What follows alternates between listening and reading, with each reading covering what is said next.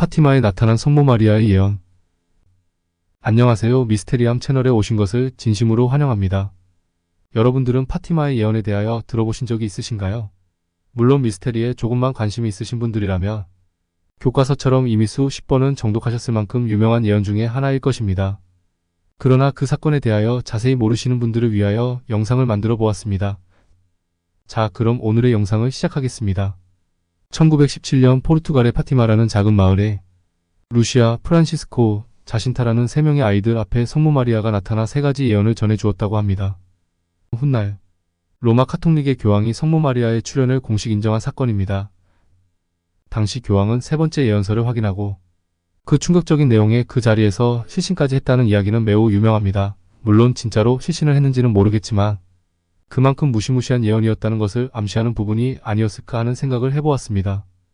파티마의 예언이 있기 3년 전인 1914년 당시 교황이었던 비오 10세는 앞으로 장차 전 세계는 나라들 간의 대립이 심해지고 감당하기 어려운 큰 사건이 다가올 것을 예감했다고 합니다. 그런데 신기하게도 비오 교황의 예언이 있었던 그해 7월 3일 오스트리아가 세르비아에게 전쟁 선포를 하면서 양국 간의 전투가 시작되었습니다. 이것은 제1차 세계대전의 시작이었습니다. 이 전쟁을 예언했던 비오 10세는 그 해에 사망하게 되고 다음 교황으로 베네딕토 15세가 임명되었습니다. 그는 전쟁의 종식과 평화를 기원하며 참전국들의 화해를 요청했지만 이미 시작된 거대한 전쟁의 흐름은 막을 수 없었다고 합니다. 결국 하나님만이 이 전쟁을 종식시킬 것이라는 믿음으로 1916년 6월 그는 전쟁 종식을 위한 순수한 영혼들의 기도가 필요하다 하여 기도를 독려하게 됩니다. 주님께서 어린아이들의 순수한 기도를 제일 좋아하시고 또 빨리 응답해 주실 것이라는 나름의 이유로 베네딕토 15세는 전 세계 가톨릭 교회들에게 전쟁 종식을 기원하며 성모 마리아에게 기도할 것을 요청했습니다.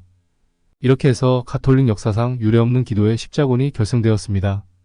그렇게 뜨겁게 기도 열풍이 불던 다음 해인 1917년 5월 포르투갈에서 이상한 소문이 퍼졌습니다. 그 소문은 성모 마리아가 포르투갈의 파티마라는 작은 마을에 나타났다는 것이었습니다. 일명 파티마의 예언으로 유명했던 이 사건의 발단은 이러했습니다. 5월 13일 루시아, 프란시스코, 자신타라는 3명의 아이들은 평소처럼 양을 몰면서 기도하는 곳으로 향했습니다. 이 3명의 아이들이 바로 성모 마리아의 예언을 받게 되는데 그 중에는 나중에 수녀가 된 루시아도 있었습니다. 그날도 늘 그랬던 것처럼 정오가 되어 점심시간이 되었습니다. 아이들은 식사 후 곧바로 로사리오를 외웠습니다. 로사리오는 가톨릭 교회에서 성모 마리아에게 기도하는 것을 뜻합니다. 예전에는 포르투갈의 모든 가정에서 로사리오를 기도했지만 이 당시에는 거의 사라진 상태였다고 합니다. 그러나 시골이었던 이 마을에서는 옛날 방식대로 열심히 로사리오를 기도했습니다. 기도가 끝나고 아이들은 돌을 쌓아 올리며 놀고 있었는데 그때 태양은 빛나고 하늘은 구름 한 점 없는 쾌청한 날씨였지만 그런 맑은 날씨에도 불구하고 갑자기 강한 번개와 빛이 아이들을 덮치게 됩니다. 놀란 새 아이는 폭풍의 징조라고 생각하고 서둘러 양을 몰고 집으로 돌아가려 급히 언덕을 내려가던 중 이번에는 루시아, 프란시스코, 자신타라는 3명의 아이들에게 더 강한 빛이 내려와 3명을 에워싸게 됩니다. 순식간에 일어나 일이기에 공포에 질린 아이들은 그 자리에 멈춰섰고 어찌할 줄 몰라 할 때 그때 성모 마리아의 환영이 그들 앞에 나타났던 것입니다. 루시아, 프란시스코, 자신타라는 3명의 아이들이 본 성모 마리아는 금빛으로 테두리 된 하얀 망토를 걸치고 눈처럼 하얀 옷을 입고 있었다고 합니다. 성모 마리아는 3명의 아이들을 향해 맑은 목소리로 말했습니다. 두려워하지 마라.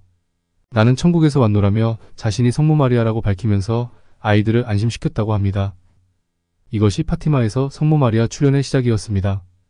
그렇게 성모 마리아는 루시아, 프란시스코, 자신타라는 3명의 아이들에게 매월 13일 같은 시각 같은 장소에 나타나기로 약속했는데 마지막 출현이었던 10월 13일까지 총 6번을 아이들 앞에 나타났다고 합니다.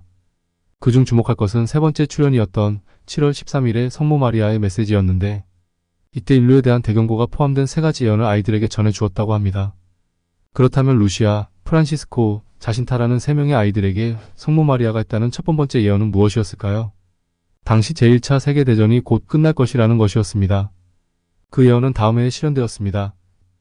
이윽고 두 번째 예언은 제2차 세계대전의 발발과 핵무기 사용, 그리고 러시아의 위협이었다고 전해집니다. 이 역시 예언대로 실현되었습니다. 그리고 지금까지 가장 궁금증이 높았던 파티마의 3번째 예언은 루시아 본인이 1943년 직접 쓴 수기로 파티마 교고 레이리아 어주교를 통해 바티칸에 보내줬다고 합니다. 그 편지에는 다음과 같은 문장이 있었다고 합니다. 내가 죽기 전 혹은 1960년 이전에는 공개하지 말아야 한다. 1960년 당시의 교황은 요한 23세였다고 합니다. 그는 루시아의 수기로 쓴 파티마의 세 번째 예언을 읽었고 그의 비서관 오타비아노와 함께 보게 됩니다. 그러나 무엇 때문인지 두 사람은 루시아의 세 번째 예언을 읽고는 끝내 침묵했고 세 번째 예언은 공개되지 않게 됩니다. 그 다음에 그 예언을 읽은 교황은 바오로 6세였습니다. 그는 심지어 내용이 너무 충격적이어서 실신까지 했다는 이야기는 이 세 번째 예언에 대한 궁금증을 더욱 크게 유발시키는 계기가 되어 이 파티마의 예언은 급속도로 전 세계에 퍼지게 됩니다. 과연 교황이 시신까지 하게 될 만큼의 큰 사건이 무엇일까 하면서 수많은 음모론자들은 각자 온갖 추측을 하며 미스테리들을 유발하게 됩니다. 바오로 6세는 1967년 5월 13일 파티마 축일에 루시아와 동행하여 파티마를 방문하기도 했습니다. 그러나 이 세 번째 예언은 약속된 1960년 이후에도 계속해서 공개되지 않게 되고 세상 사람들의 궁금증은 극에 달하게 됩니다. 결국 파티마의 세 번째 예언은 바티칸의 극비문서로 오랫동안 바티칸 기록 보관소의 비밀로 보관되게 됩니다. 처음 이 예언이 알려지게 되었을 당시에는 성모 마리아의 예언을 들은 새 아이들은 처음에는 마을 사람들에게 거짓말쟁이로 몰리고 지역 교회에서 강력한 경고까지 받았다고 합니다. 원래 성모 마리아는 이 일을 다른 사람에게 말하지 말라고 아이들에게 전했지만 그들은 아직 어린아이였던지라 자신들의 어머니에게 이야기하였고 그것이 소문이 되어 여기저기 퍼져나가게 되었던 탓에 두 번째 출연 이후로는 혹시나 하는 마음으로 성모 마리아의 출연을 보고자 구경꾼들이 모이기 시작하게 됩니다. 그러나 문제는 그 자리에 참석한 사람들은 성모 마리아의 모습을 볼 수 없었고 태양의 빛이 약해지고 눈처럼 하얀 구름이 아이들을 둘러싸는 이상한 현상만 볼 수 있었다고 합니다. 루시아, 프란시스코, 자신타라는 세 명의 아이들의 증언만으로는 믿음이 부족했던 사람들은 계속해서 긴가민가 했다고 전해집니다. 목격자 중 한 명인 루시아의 어머니조차 반신반의했다고 전해집니다. 그런데 파티마의 주임 신부는 중립적인 입장을 취했지만 속으로는 이것이 악마의 장난일 수 있다고 생각하여 반대 입장을 분명히 했다고 합니다. 어쨌거나 약속된 성모 마리아의 출연이 다가올수록 사람들의 숫자는 기하급수로 늘어나게 되는데 두 번째는 8명, 세 번째는 약 7,000명으로 많은 사람들이 모이기 시작했습니다. 그리고 네 번째가 되자 약 18,000명이 파티마로 향했습니다. 그러나 네 번째 출연에서 새 아이들은 성모 마리아와의 출연을 약속했던 그 장소에 나타나지 않았습니다. 그 이유가 파티마를 관할하는 군청이 아이들을 잡아 가두었기 때문이었습니다. 당시 포르투갈은 교회 외에서의 종교 활동을 금지했습니다. 특히 이 군청은 반종교적 사상을 가지고 있었고 파티마의 사건에 대해 전적으로 부정적인 입장을 취했다고 합니다. 그래서 아이들이 종교를 빙자해 사람들은 현혹했다고 생각하고 아이들을 감금하였다고 합니다. 이 사실을 뒤늦게 알게 된 사람들은 매우 분노하였는데 그때 갑자기 맑은 하늘에 천둥이 울렸다고 합니다. 그 천둥이 치던 시간이 마침 성모 마리아의 출연 시간이었다고 합니다. 이윽고 강한 빛이 비치고 아름다운 구름이 나타났습니다. 그 하얀 구름은 10분 정도 머물다가 하늘로 올라가 사라졌습니다. 아이들이 없음을 알고 다시 올라간 것처럼 대기는 노랗게 변했으며 주변은 엄숙한 분위기에 휩싸였습니다. 군중은 이 신비로운 광경에 감탄하며 기적이라고 외쳤습니다.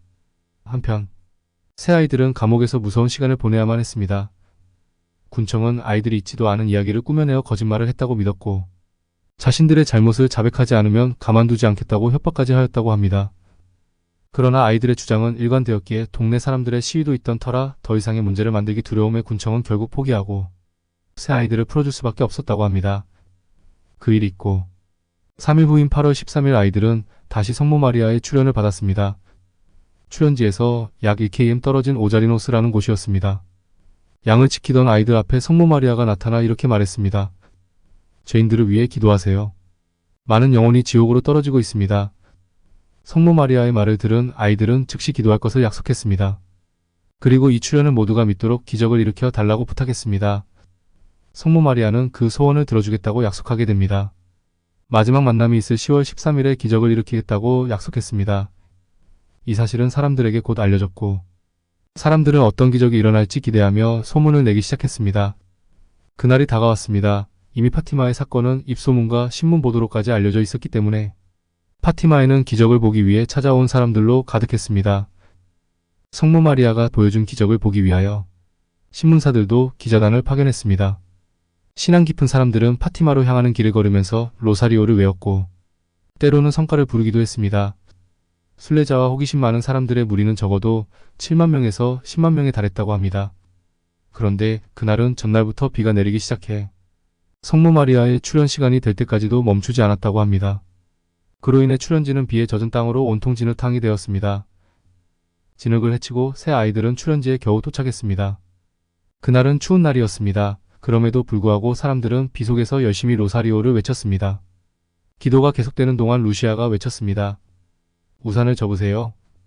그 목소리는 모든 사람이 들을 수 있을 만큼 크지는 않았지만 점차 군중 사이에 퍼져나갔습니다. 그리고 마침내 성모 마리아의 출현 시간이 되었습니다. 루시아가 갑자기 하늘을 가리키며 빛이 옵니다. 라고 외쳤습니다. 프란시스코 자신타도 마찬가지였습니다. 새 아이의 시선은 한 곳에 집중되어 있었습니다. 군중은 새 아이의 주변을 하얀 구름이 둘러싸는 것을 보았습니다. 성모 마리아는 태양 같은 빛 속에 둘러싸여 나무 위에 서서 아이들 앞에 나타났습니다. 그러나 그 모습을 볼 수 있는 것은 여전히 아이들 뿐이었습니다. 그리고 성모 마리아는 새 아이들에게 이렇게 말했습니다. 나는 로사리오의 성모입니다. 전쟁은 끝나가고 있습니다. 병사들은 곧 집으로 돌아올 것입니다. 사람들은 로사리오의 기도를 외우고 회개하며 자신의 죄를 용서해달라고 기도해야 합니다. 사람들은 너무도 하나님을 거역했습니다. 이제 더 이상 거역하지 말아야 합니다.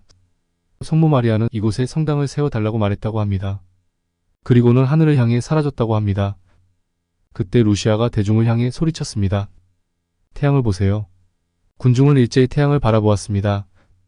그 순간 비는 멈추고 구름이 갈라지며 태양이 나타났습니다. 사람들은 이 순간을 숨죽이며 지켜보았습니다. 믿기 힘든 광경이 펼쳐졌습니다. 태양이 흔들리기 시작하고 빛의 다발이 빨강, 노랑, 초록, 보라색으로 회전하며 사방으로 퍼져나갔습니다. 주변의 구름은 그 빛으로 무지개처럼 빛나고 풀과 나무, 사람, 동물까지 모든 것이 이 빛의 세계에 둘러싸이자 사람들은 움직이지 않으며 이 광경에 매료되었습니다. 무릎을 꿇고 두 손을 모으는 사람도 있었습니다. 그때 태양은 회전을 멈췄다가 다시 회전하기 시작했으며 빛은 더욱 강렬해졌다, 희미해졌다 하는 현상이 반복되었습니다. 세 번째 회전이 끝나자 태양은 불타오르는 불덩이가 되어 군중을 향해 돌진하기 시작했습니다. 마치 세상에 종말이 온 것 같았습니다. 태양이 가까워질수록 군중은 그 열기를 직접 피부로 느낄 수 있었습니다. 그로 인해 그곳의 모든 사람들은 혼란에 빠졌고 군중 속에서 공포의 비명이 터져나오기도 했습니다. 울면서 무릎을 꿇고 기도하는 사람들도 있었습니다. 그렇게 관중을 향해 달려오던 태양은 그 낙하를 멈추고 원래 자리로 돌아갔습니다. 정신을 차린 군중은 자신들의 옷이 비로 젖어 있던 것이 어느새 모두 말라있는 것을 깨달았습니다. 그리고 그 신비로운 현상으로 인한 마음의 평화를 느꼈다고 합니다. 이렇게 기적은 끝났습니다. 그곳에는 모든 계층 직업의 사람들이 모두 모여 있었습니다. 무신론자와 과학자도 있었지만 그들은 이 현상으로 신의 존재를 믿을 수밖에 없는 상황이었습니다. 파티마에서 30km에서 40km 떨어진 곳에서도 그 기적이 목격되었고 당시 신문은 그 모습을 대대적으로 보도했습니다. 신문 기사에는 더 이상 의심이나 악의가 담긴 기사가 없었고 이 사건을 정확히 있는 그대로 보도했습니다. 기적에 대해 신중했던 바티칸도 이 사실에 대해 10년 이상의 엄격한 조사를 했습니다. 그리고 1930년 10월 13일 파티마의 성모에 대한 출현을 공식적으로 인정한다고 선언했습니다. 이렇게 해서 성모 마리아가 알려주었다는 예언도 진실이었음을 알게 되었는데 문제는 마지막 세 번째 예언을 아직까지도 공개하지 않고 있다고 합니다. 함께 성모 마리아의 출현을 영접했던 프란시스코와 자신타는 성모 마리아의 출현 후 2년 안에 사망했지만 루시아는 2005년 97세로 사망할 때까지 카르멜 수녀로 생존했었습니다. 그녀가 세 번째 예언을 공개할 수 있다고 얘기한 1960년 이후. 그러나 왜인지 지금까지 모든 교황이 침묵을 지켰습니다. 루시아 역시 자신이 죽기 전까지 세 번째 예언에 대하여 말하지 않았다고 합니다. 그리고 마침내 2000년 5월 바티칸에서 6월 3일 80년 동안 봉인되어 온 파티마 세 번째 예언이 발표되었습니다. 그러나 교황 측에서 발표한 파티마 예언은 그리 생각만큼 파격적이지는 못했는데 그 이유가 바티칸에서 진짜 예언을 발표하지 않고 다른 예언으로 대체했다라는 루머가 돌기 시작했다고 합니다. 그렇다면 진짜 파티마의 세 번째 예언은 언제쯤 확실하게 대중에게 공개가 될까요? 교황이 그 자리에서 실신할 정도의 파급력이 어마무시하게 센 예언이었다면 지구 종말급은 되어야 하지 않았을까 하는 생각을 해보며 오늘의 영상은 이것으로 마치도록 하겠습니다. 지금까지 미스테리함이었습니다. 감사합니다.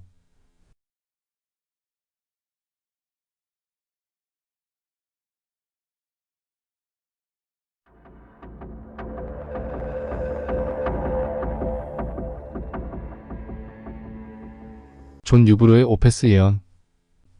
안녕하세요. 미스테리함 인사드립니다. 오늘의 주제는 오스페 예언을 소개해드리도록 하겠습니다. 오스페 예언은 19세기 미국에서 출간된 책으로 저자는 존 뉴브로입니다. 그는 1882년에 오스페 예언이라는 책을 출간했던 미국의 치과 의사입니다. 이 책은 발표되자마자 큰 파장을 일으켰는데 그 이유는 두 가지였습니다. 첫 번째는 지금까지 인류와는 완전히 다른 버전의 인류 역사를 다루고 있었다는 점입니다.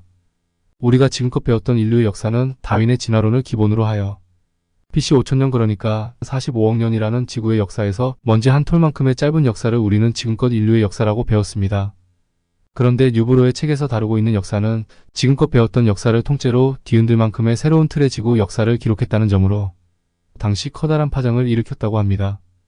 그리고 두 번째 커다란 파장을 일으켰던 이유는 책이 쓰인 방식 때문입니다. 뉴브로는 이 책을 직접 쓴 것이 아니라 자동서기를 통해 썼다고 주장했습니다. 자동서기? 처음 이 부분을 읽으며 속기사나 비서가 써주었나? 하고 착각했습니다. 에드거 케이시가 그렇게 예언을 했다고 기억해서입니다. 그런데 좀 더 찾아보니 저의 부족한 지식에서 기인한 착각이었습니다. 그렇다면 자동서기란 무엇일까요? 자동서기란 의식이 없는 상태에서 몸이 통제되지 않은 채 종이나 타자 또는 사물을 통하여 무엇인가를 기록하는 것을 말합니다. 한마디로 무의식 중에 자기 의지와는 상관없이 무작위로 기록되는 것을 말하는데 사실 이것이 가능한지는 말이 많았습니다. 세간에는 잠재된 의식이 깨어나는 것이기도 하고 때로는 늘 상상하던 것을 자기도 모르는 사이에 표현한다고도 했으며 더 나아가 진짜 다른 차원의 영들이 찾아와 기록하는 영매자로서 기록했다는 등 많은 말들이 있었습니다. 이에 대하여 학계에서는 아직 정확하게 판단 내리진 않은 상태입니다. 앞서 언급했듯이 에드거 케이시를 비롯 다양한 방법으로 자동서기를 하는 예언가가 생각보다 많이 있다고 알려져 있습니다. 이 자동서기는 본인이 무의식 중에 쓰는 기록이기에 의식이 깨어난 후 별 의미 없는 글일 수도 있겠지만 간혹 미래에 다가올 모습을 기록한 예언이 되기도 하고 중요한 문제나 사건의 키가 되기도 한다고 합니다. 자동서기는 직접 펜을 들고 쓰는 기록도 있지만 타자기 앞에서 눈을 감고 의식하지 않은 상태에서 타자기 위에 손을 올려놓고 깊은 명상이나 무의식 세계로 빠져들면서 자신의 의지가 아닌 다른 차원의 영들에 위하여 타자기가 쳐진다고 말을 합니다. 이처럼 자동서기는 여러 방법이 있다고 알려져 있는데 존 뉴브로의 예언은 이 타자에서 비롯된 예언이라고 합니다. 사실 고정관념이겠지만 지금까지 예언이라고 하면 그저 명상이나 꿈에서 본 것들을 기록하는 것으로 알고 있었지만 타자나 구슬 또는 타로 카드 등 생각보다 다양한 방법으로 예언을 한다는 것을 알고는 참으로 신기한 세계라는 것을 다시금 느끼게 되었습니다. 그러고 보니 우리나라에서는 쌀알을 던져서 사주팔자나 점을 보기도 하고 예전에 성냥알들을 한 주먹 던져서 놓여진 상태로도 점을 쳤던 모습이 기억이 나네요. 무엇보다 동양화가 그려진 화투로도 그날 운수를 봤던 기억도 나고요. 이처럼 수많은 방법들로 예언을 하지만 뉴브로의 자동서기 예언은 그럼에도 불구하고 일반적인 자동서기와 다른 특징이 있다고 알려져 있습니다. 바로 그 양이 엄청나다는 것입니다. 총 200만 자로 39장으로 구성되어 있으며 전체 내용은 성경의 약 1.5배에 달할 정도로 어마어마한 양이라고 합니다. 성경과 비교하는 이유는 이 책의 서술 방식이 성경과 매우 유사하기 때문입니다. 창세기부터 시작하지만 내용은 성경과 다릅니다. 그 내용에는 역사, 종교, 지질, 고고학, 언어, 우주 등 다양한 분야를 포함하고 있습니다. 문제는 뉴브로 자신에게는 자신이 기록했던 책의 내용을 제대로 파악하거나 그것에 대한 전문 지식이 전혀 없었다고 합니다. 말 그대로 그 분야에 대한 지식이 없었기 때문에 뉴브로는 자신 쓴 책의 내용을 대부분을 이해하지 못했습니다. 그에게 자동서기를 할 때 빙의한 존재가 신인지 아니면 외계인인지 다른 차원에 존재하는 또 다른 인류인지 본인도 확신하지 못했지만 뉴브로 자신은 그것이 우리가 흔히 알고 있는 신이라고 굳게 믿었습니다. 그리고 빙의한 그 신적 존재는 그에게 이 책의 내용을 세상에 발표하기를 바란다고 말했습니다. 뉴브로는 약 1년 동안 주기적으로 매주 한 번 정도 빙의되었고 아침에 갑자기 깨어나서 미친 듯이 타자를 치곤 했습니다. 이렇게 52주 동안 200만 자를 썼다는 것은 실로 엄청난 양입니다. 일반인이 성경의 1.5배에 달하는 방대한 양의 내용의 이야기를 지어내는 것으로는 불가능한 속도이며 전문 작가라고 해도 이렇게 방대한 양을 일주일에 한 번씩 시간을 투자해서는 절대 1년 안에 쓸 수 없는 양이라고 합니다. 분명 이 정도로 책을 쓰려고 한다면 원본 책을 앞에 놓고 그대로 베껴 쓰듯 필사를 하지 않는 한 불가능하다고 합니다. 하긴 솔직히 저도 유튜브 영상을 만들기 위하여 이곳저곳에서 자료를 취합해 하나로 묶고 또 여기에서 문맥이 매끄럽게 이어지게 하기 위하여 수십 번을 반복해서 읽고 간신히 대본이 만들어지면 오타가 생각보다 많아서 오타를 수정하기 위해 또 일일이 다시 읽으며 오타도를 수정해야 하고 이렇고 저렇고 하다 보면 고작 10분 분량의 대본을 만드는데 짧게는 5시간, 길게는 7시간 정도 걸리는 것을 보면 성경의 1.5배를 전문 작가도 아닌 일반 사람이 하기란 불가능할 것 같습니다. 아무튼 무엇 때문에 뉴브로에게 영이 찾아와 그의 손을 통해 이 방대한 이야기를 전하려고 했는지는 알 수 없습니다. 하지만 확실한 것은 뉴브로가 어릴 때부터 좀 특별한 영감이 있는 아이였다는 것입니다. 그는 어릴 적부터 우리 일반 사람들이 느끼지 못하는 것들을 느낄 수 있었다고 합니다. 어릴 때부터 가끔 일종의 목소리가 그에게 말을 걸었다고 했는데 이처럼 방대한 양의 책을 쓰기 위하여 어릴 적부터 선택되었던 것은 아닌가 하는 생각을 하게 됩니다. 그는 1828년 미국에서 태어났고 아버지는 영국인으로 미국에서 윌리엄 에메리 대학을 졸업하여 지역 학교 교장으로 지냈습니다. 삼촌도 병원 원장으로 온 가족이 매우 엘리트 가문답게 뛰어났습니다. 하지만 그의 아버지는 뉴브로에게 매우 엄격했습니다.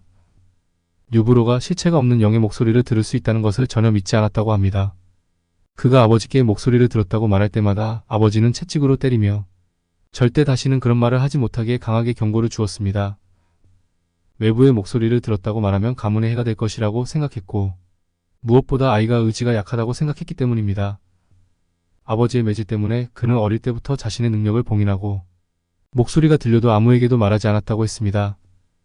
하지만 그는 엘리트 가문답게 학업의 재능도 남달라 대학에서 의학을 공부하고 졸업 후 삼촌의 병원에서 의사로 일했습니다. 그리고 뉴브로에게 행운이 따르는데 그가 의사가 된 지 얼마 안 되어 미국에서 금채굴 열풍이 불었습니다. 주변 사람들 모두 캘리포니아로 금을 캐러 갔는데 20대의 젊은 나이였던 그도 금 캐러 가고 싶다는 생각을 하지만 대부분의 사람들이 금을 캐지 못한다는 말을 들었습니다. 금은 땅속에 있고 어디에 있는지도 알 수 없기 때문에 운이 매우 좋아야만 캘 수 있었습니다. 그럼에도 그는 직접 캘리포니아로 금을 캐러 갔고 다행히 그는 금덩이가 아닌 금맥인 금광을 발견했습니다. 금광 덕분에 그는 엄청난 부자가 되었고 작은 회사를 차려 사람들을 모아 또다시 호주로 금을 캐러 갔습니다. 그는 호주 특정 지점을 지정하여 금을 캤는데 또다시 금광을 발견했습니다. 20대에 엄청난 부자가 된 그는 세계 일주를 시작했습니다. 하지만 그의 아버지는 여전히 그를 인정하지 않았고 둘의 관계는 좋지 않았습니다. 아버지는 뉴브로에게 세계 일주를 중단하고 돌아와 의사 일을 하라고 했습니다. 30세가 되어서 그는 아버지의 말대로 돌아와 병원을 개업하고 결혼하여 의사 생활을 계속했습니다. 그렇게 평범하게 살다가 일생을 마칠 줄 알았지만 어느 날 아버지가 한 얘기로 인해 그의 인생은 전환점을 맞았습니다. 아버지는 갑자기 영혼의 존재를 믿기 시작했습니다. 어머니가 돌아가신 후 어느 날 갑자기 어머니의 목소리를 들었기 때문입니다. 그때부터 아버지는 영혼의 존재를 믿기 시작하며 어릴 적부터 다른 세계의 목소리를 듣던 그와 영혼에 관한 얘기를 나누었습니다. 그러나 그는 일종의 신이나 다른 존재로 예상하는 목소리만 들을 수 있었고 어머니의 목소리는 들을 수 없었습니다. 아버지가 자신을 이해해주자 뉴브로는 마음을 열고 이 현상을 연구하기 시작했습니다. 그는 돈이 많았기 때문에 미국 전 지역을 돌아다니며 영매사를 찾아다녔고 영매들이 어떻게 영혼과 소통하는지, 어떻게 하면 영혼의 말을 들을 뿐만 아니라 영혼에게 질문도 할 수 있는지 물었습니다. 영매들이 원칙상 영혼에게 질문할 수 없으며 최고 경지는 영혼이 그에게 빙의하여 자동서기를 통해 영혼의 뜻을 표현하는 것이라고 말했습니다. 뉴브로는 이야기를 듣고 흥분하며 자동서기를 하고 싶은데 어떻게 해야 하는지 물었습니다. 영매가 말하기로 자동서기는 특별한 체질을 가진 사람만 가능하지만 후천적인 배양도 가능하다고 했습니다. 몇 가지 요구사항은 첫째는 몸의 청결을 유지하고 매일 최소 2번 목욕해야 하며 둘째는 욕망을 버리고 규칙적인 생활을 해야 하며 셋째는 고기를 먹지 말아야 합니다. 이런 생활을 몇 년 동안 지속하면 몸이 점차 영매 체질로 변할 수 있고 영혼은 이러한 몸에 쉽게 빙의한다 말했습니다. 뉴브로 당시 30대였고 부자였기에 과식 생활을 했기 때문에 몸무게가 상당했다고 합니다. 하지만 영매가 되기 위해 생활 방식을 바꾸고 금욕적인 규칙적 생활을 시작했으며 고기를 먹지 않고 채소만 먹는 채식주의자가 되어 결국 6년 만에 몸무게를 감량했습니다. 그는 미국 전역을 돌아다니며 영매를 찾는데 15년을 보냈고 6년 동안 몸을 개조했습니다. 마침내 1881년 51세가 되었을 때 어느 날 아침에 깨어나자 갑자기 한 목소리가 타자기를 사라고 말했습니다. 당시 타자기는 매우 고급스럽고 희귀한 물건이었지만 그는 돈이 많았기 때문에 타자기를 샀습니다. 그 후부터 영혼은 매주 한 번 정도 그에게 빙의했고 타자를 치기 시작하여 이 책을 완성했습니다. 이 책은 인류 역사상 최초로 타자기로 작성된 책이라고 합니다. 내용이 너무 방대해서 직접 쓰기에는 거의 불가능합니다. 영은 그에게 완성하기 전에는 내용을 볼 수 없고 다 쓴 후에야 볼 수 있다고 말했습니다. 그래서 그는 1년 동안 계속 타자를 쳐서 원고를 모았고 마침내 어느 날 그 영이 완성했다고 알려주면서 원고를 정리하여 1882년에 책으로 출간했습니다. 그렇다면 치과 의사에게 빙의한 영혼이 오스페를 통해 우리에게 무엇을 말하고 싶은 걸까요? 내용이 너무 방대하기 때문에 전부 이야기하기에는 불가능하고 몇 가지 중요한 내용만 살펴보겠습니다.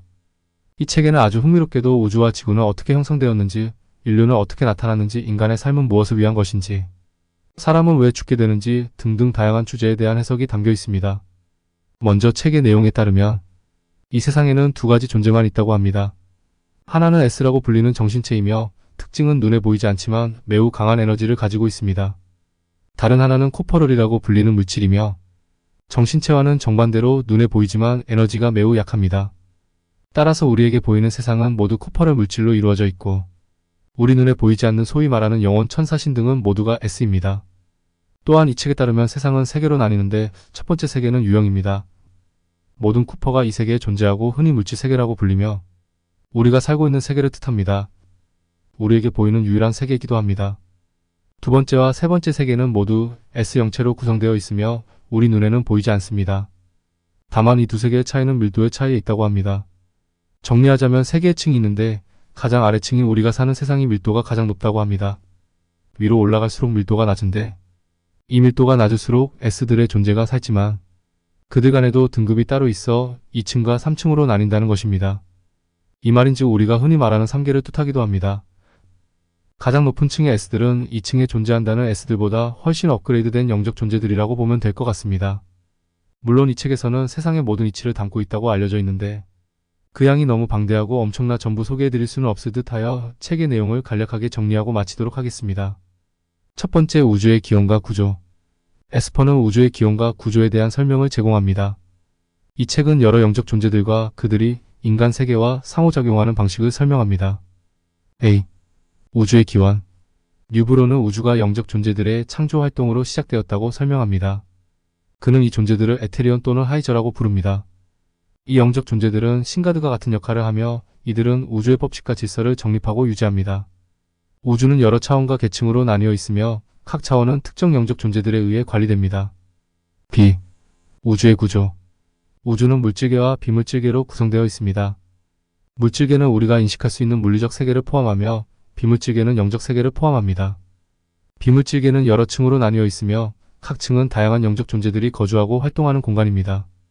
인간은 죽음 이후에 비물질계로 이동하며 그곳에서 영적 진화를 경험합니다.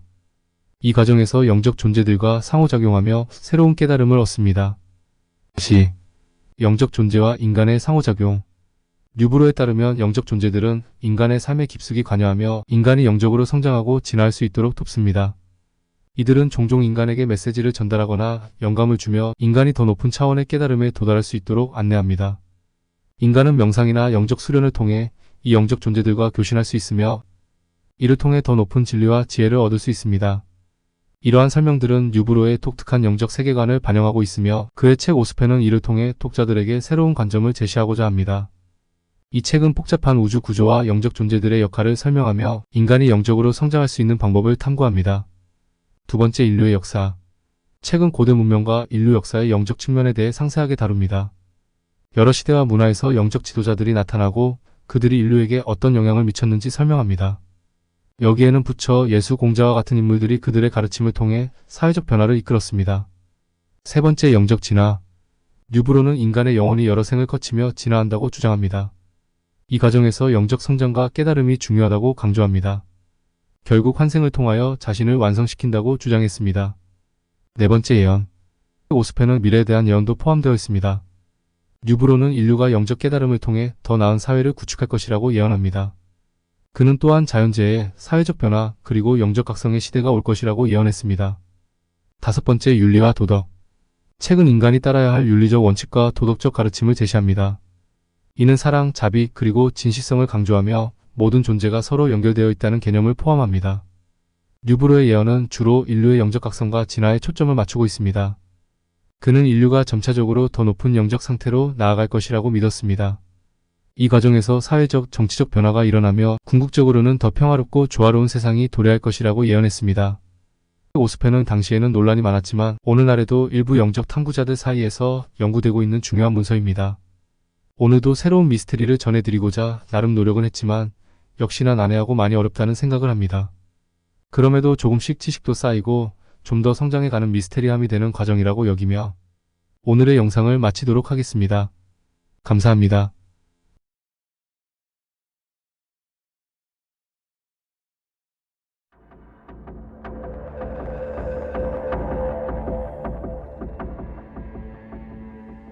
러시아의 신비주의자 헬레나 페트로브나 블라바츠키. 헬레나 페트로브나 블라바츠키는 19세기 러시아의 신비주의자이자 신지학의 창시자입니다. 그녀는 신비주의와 오컬트 그리고 철학적 사상을 결합하여 다양한 예언을 남겼습니다. 블라바츠키는 주로 그녀의 주요 저서인 비밀 교리와 푸른 산의 목소리 등을 통해 그녀의 사상을 전파했습니다. 본문에서는 블라바츠키의 주요 예언과 그 의미 그리고 그녀의 신지학적 사상에 대해 자세히 살펴보겠습니다.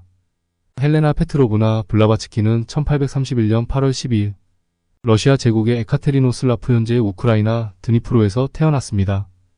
그녀는 신지학의 창시자 중 한 명으로 다양한 영적 사상과 예언으로 잘 알려져 있습니다. 블라바츠키의 예언 중 일부는 그녀의 주요 저서인 비밀교리와 신지학에서 찾을 수 있습니다. 그녀의 예언은 주로 인류의 영적 진화와 미래 인류에 대한 내용이 포함되어 있습니다. 그러나 블라바츠키가 특정 날짜에 예언을 했다는 기록은 명확하지 않으며 그녀의 예언은 주로 그녀의 저서와 강연을 통해 전달되었습니다. 헬레나 페트로브나 블라바츠키는 예언을 포함한 다양한 영적 지식을 얻기 위해 여러 가지 방법을 사용했다고 알려져 있습니다. 그녀의 예언과 영적 인식 방법은 다음과 같은 요소를 포함합니다. 1. 명상과 영적 수련. 블라바츠키는 깊은 명상과 영적 수련을 통해 영적 통찰을 얻었다고 합니다. 이를 통해 그녀는 고차원의 지식과 진리를 접할 수 있었다고 주장했습니다. 2. 고대 문서와 전통 연구. 블라바츠키는 다양한 고대 문서와 전통을 연구함으로써 많은 지식을 얻었습니다. 그녀는 특히 인도, 티베트, 이집트 등의 고대 문명과 그들의 영적 전통에 깊은 관심을 가졌습니다. 3. 신지학적 교리. 블라바츠키는 신지학적 교리를 통해 인류의 영적 진화와 우주에 대한 깊은 이해를 추구했습니다. 그녀는 신지학을 통해 인류가 영적으로 진화하고 발전할 수 있는 방법을 예언했습니다. 4. 심령적 능력. 블라바츠키는 자신이 심령적 능력을 가지고 있다고 주장했으며 이를 통해 영적 존재들과 소통하고 미래를 예견할 수 있다고 믿었습니다. 그녀는 이러한 능력을 통해 다양한 예언과 영적 지식을 얻었다고 합니다. 5. 영적 스승과의 교류.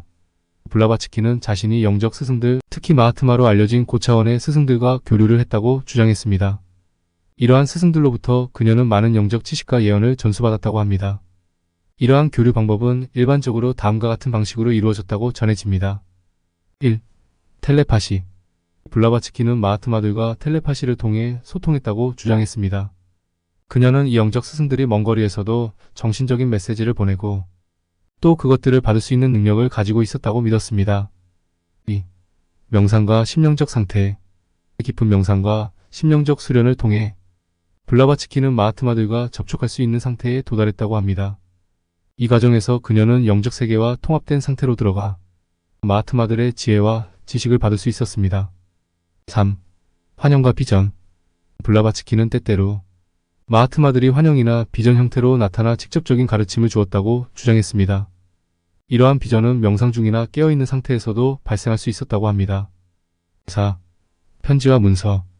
블라바츠키는 마하트마들로부터 편지와 문서를 통해 지시와 가르침을 받았다고 합니다. 이러한 편지들은 물리적으로 전달되었거나 또는 마법적인 방식으로 나타났다고 전해집니다. 실제로 일부 신지학자들은 마하트마 편지라는 이름으로 이 편지들을 수집하고 연구했습니다. 5. 직접적인 만남. 블라바츠키는 몇몇 경우에 마하트마들과 직접 만남을 가졌다고 주장했습니다. 이러한 만남은 주로 인도와 티베트 지역에서 이루어졌다고 하며 이 과정에서 그녀는 영적 지식과 지혜를 직접 전수받았습니다. 블라바츠키의 이러한 경험들은 그녀의 저서와 신지학적 교리에서 상세히 설명되고 있으며 그녀의 추종자들 사이에서는 중요한 영적 사건으로 받아들여지고 있습니다.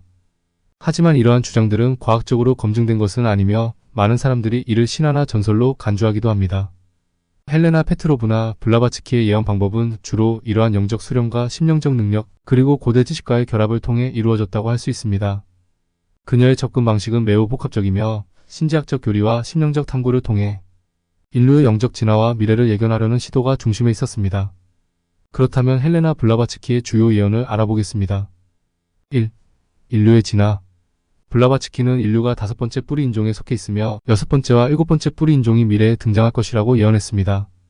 그녀는 인류가 영적으로 진화하며 점차 더 높은 의식 수준에 도달할 것이라고 믿었습니다. 여섯 번째 뿌리 인종은 현재 인류보다 더 높은 영적 능력을 지니게 될 것이며 이는 약 100만 년 후에 나타날 것이라고 예언했습니다. 2. 지구의 대격변. 블라바츠키는 지구가 주기적인 대격변을 겪으며 이는 인류의 진화 과정에서 중요한 역할을 한다고 주장했습니다. 그녀는 아틀란티스와 레무리아 같은 고대 문명이 이러한 대격변에 의해 멸망했다고 설명하며 미래에도 비슷한 격변이 일어날 가능성이 있다고 예언했습니다. 이러한 격변은 지구의 지형적 변화뿐만 아니라 인류의 정신적, 영적 진화에도 영향을 미칠 것이라고 했습니다. 3. 동서양의 융합. 블라바츠키는 동서양의 철학과 종교가 융합하여 새로운 영적 통합의 시대가 도래할 것이라고 예언했습니다.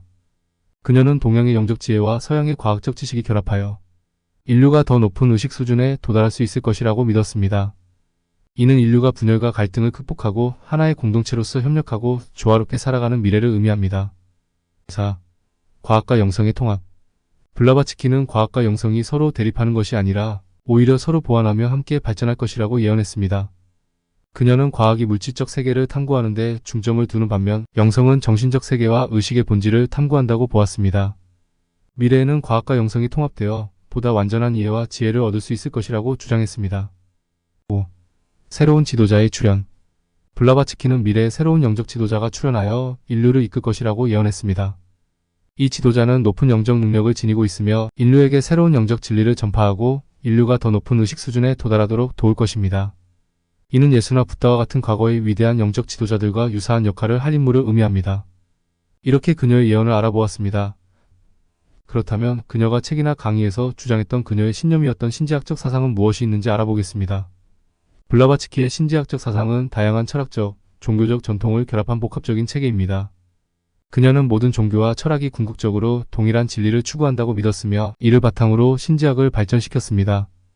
신지학은 다음과 같은 주요 개념을 포함합니다. 1. 신적 통합. 블라바츠키는 모든 존재가 하나의 신적 본질에서 비롯되었으며 이는 우주와 인류의 근원이라고 주장했습니다. 그녀는 이 신적 본질을 궁극적 실제라고 불렀으며 이는 모든 종교와 철학의 근본적인 진리라고 보았습니다. 2. 윤회와 카르마. 블라바츠키는 윤회와 카르마의 개념을 받아들였습니다. 그녀는 인간의 영혼이 여러 생을 거치며 진화하고 각 생에서의 행위가 다음 생에 영향을 미친다고 주장했습니다.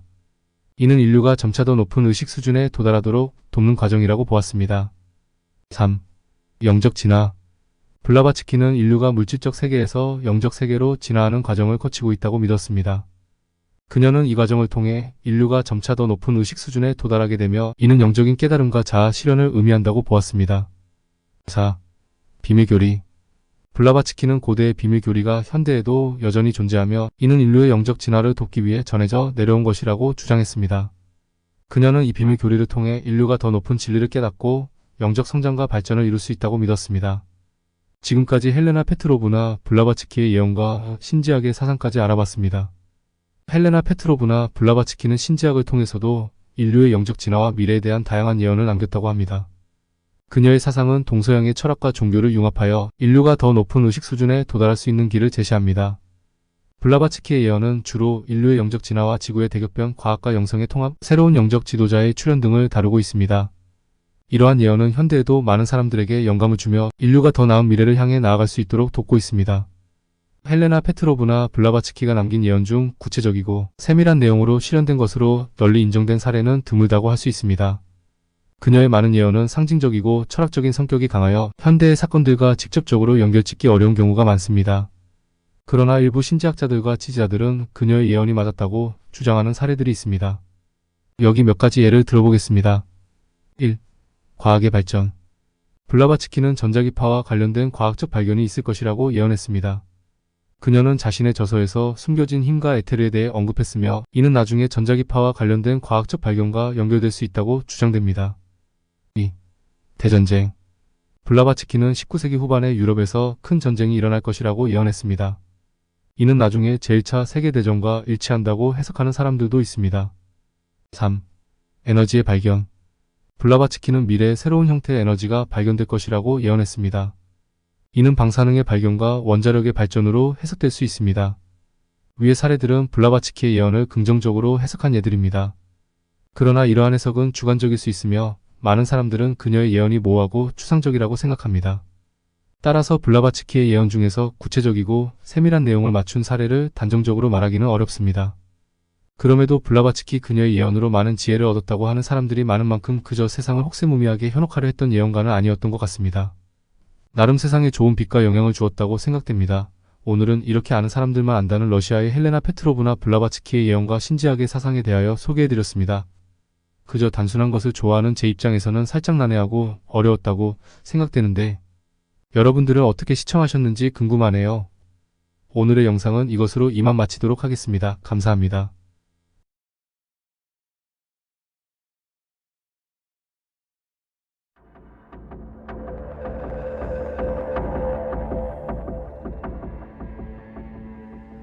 스웨덴의 예언가 에마누엘 스베덴보리.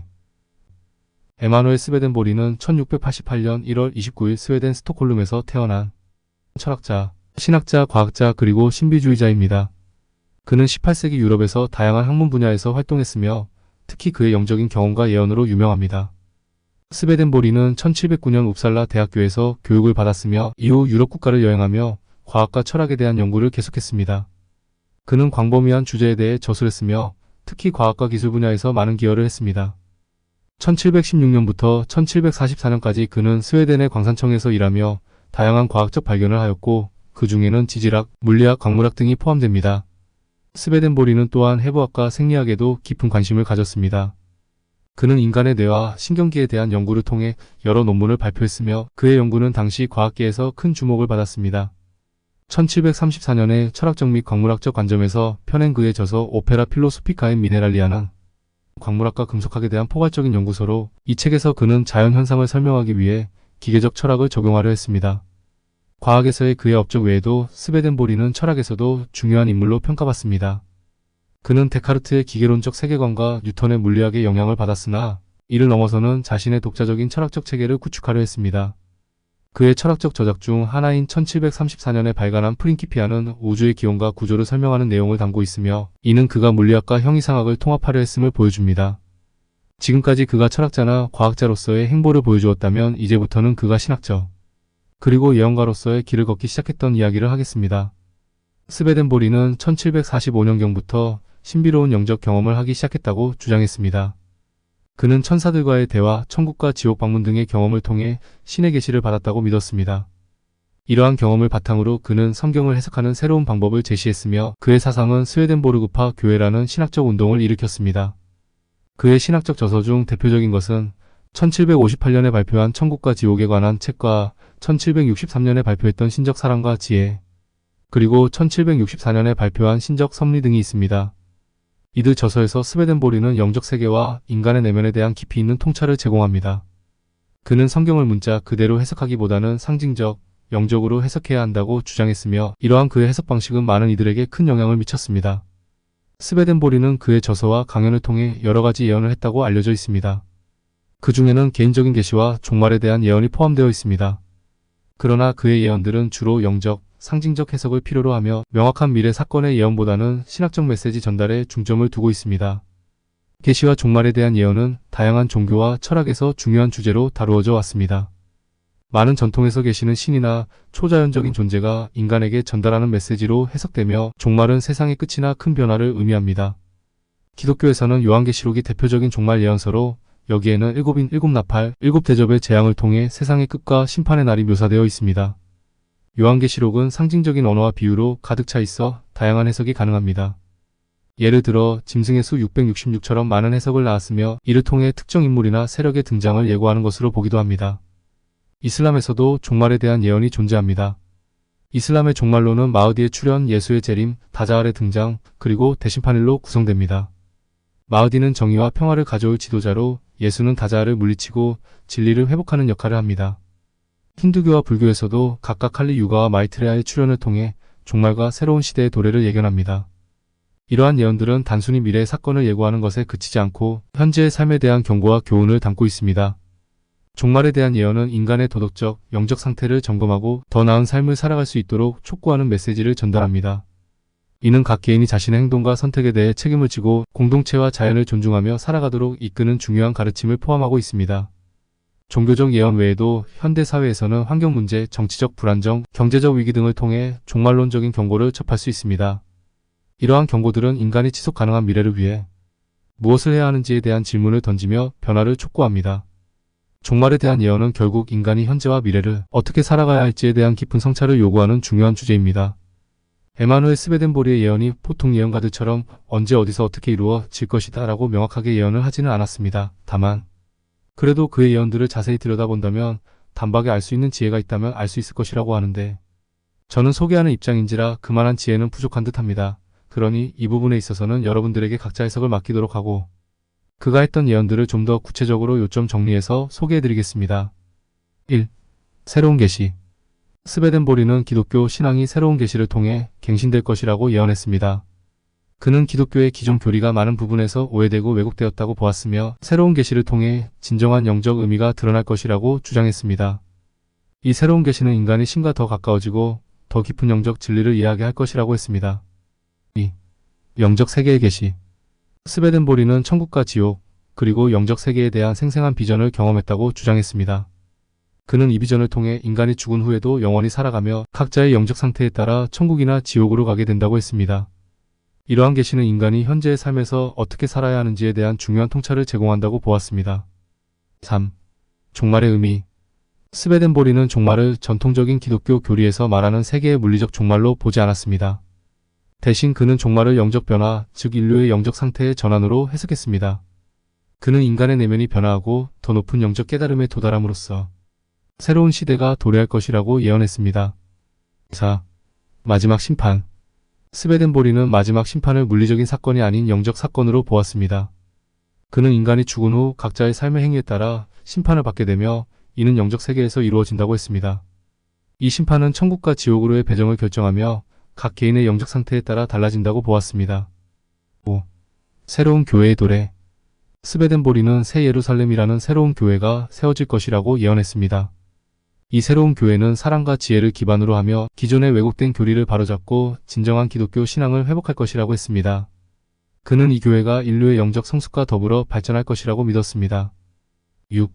인류의 영적 진보. 스웨덴보리는 인류가 점점 더 높은 영적 진리에 도달할 것이라고 예언했습니다. 그는 인간의 내면이 변화하고 더 깊은 영적 깨달음을 통해 사회가 더 평화롭고 조화롭게 변할 것이라고 했습니다.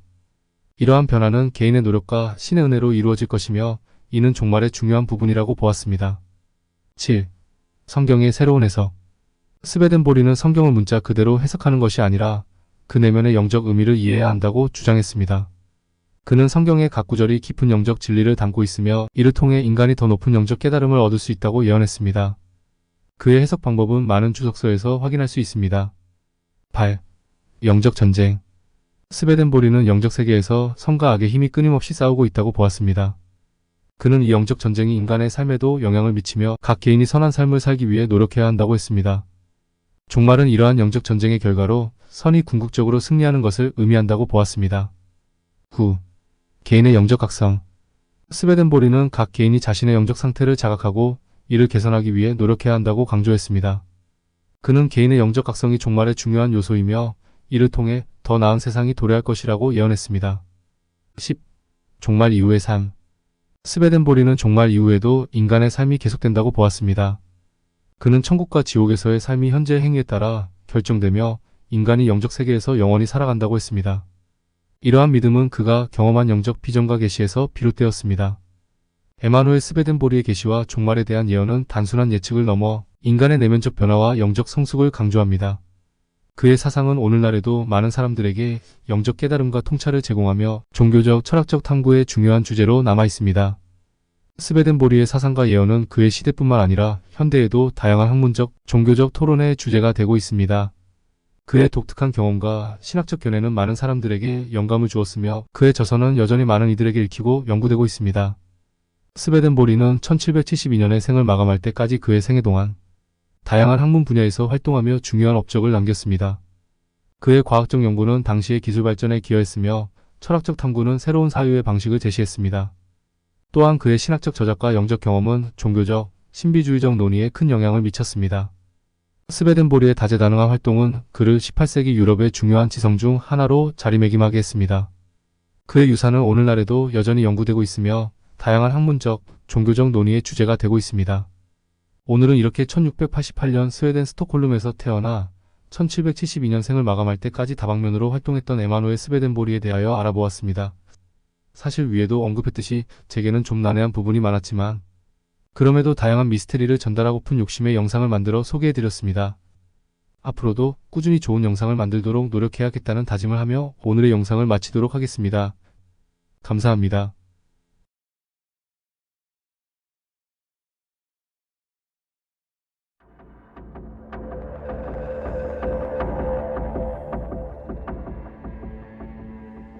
만화의 내용이 진짜 현실이 되다.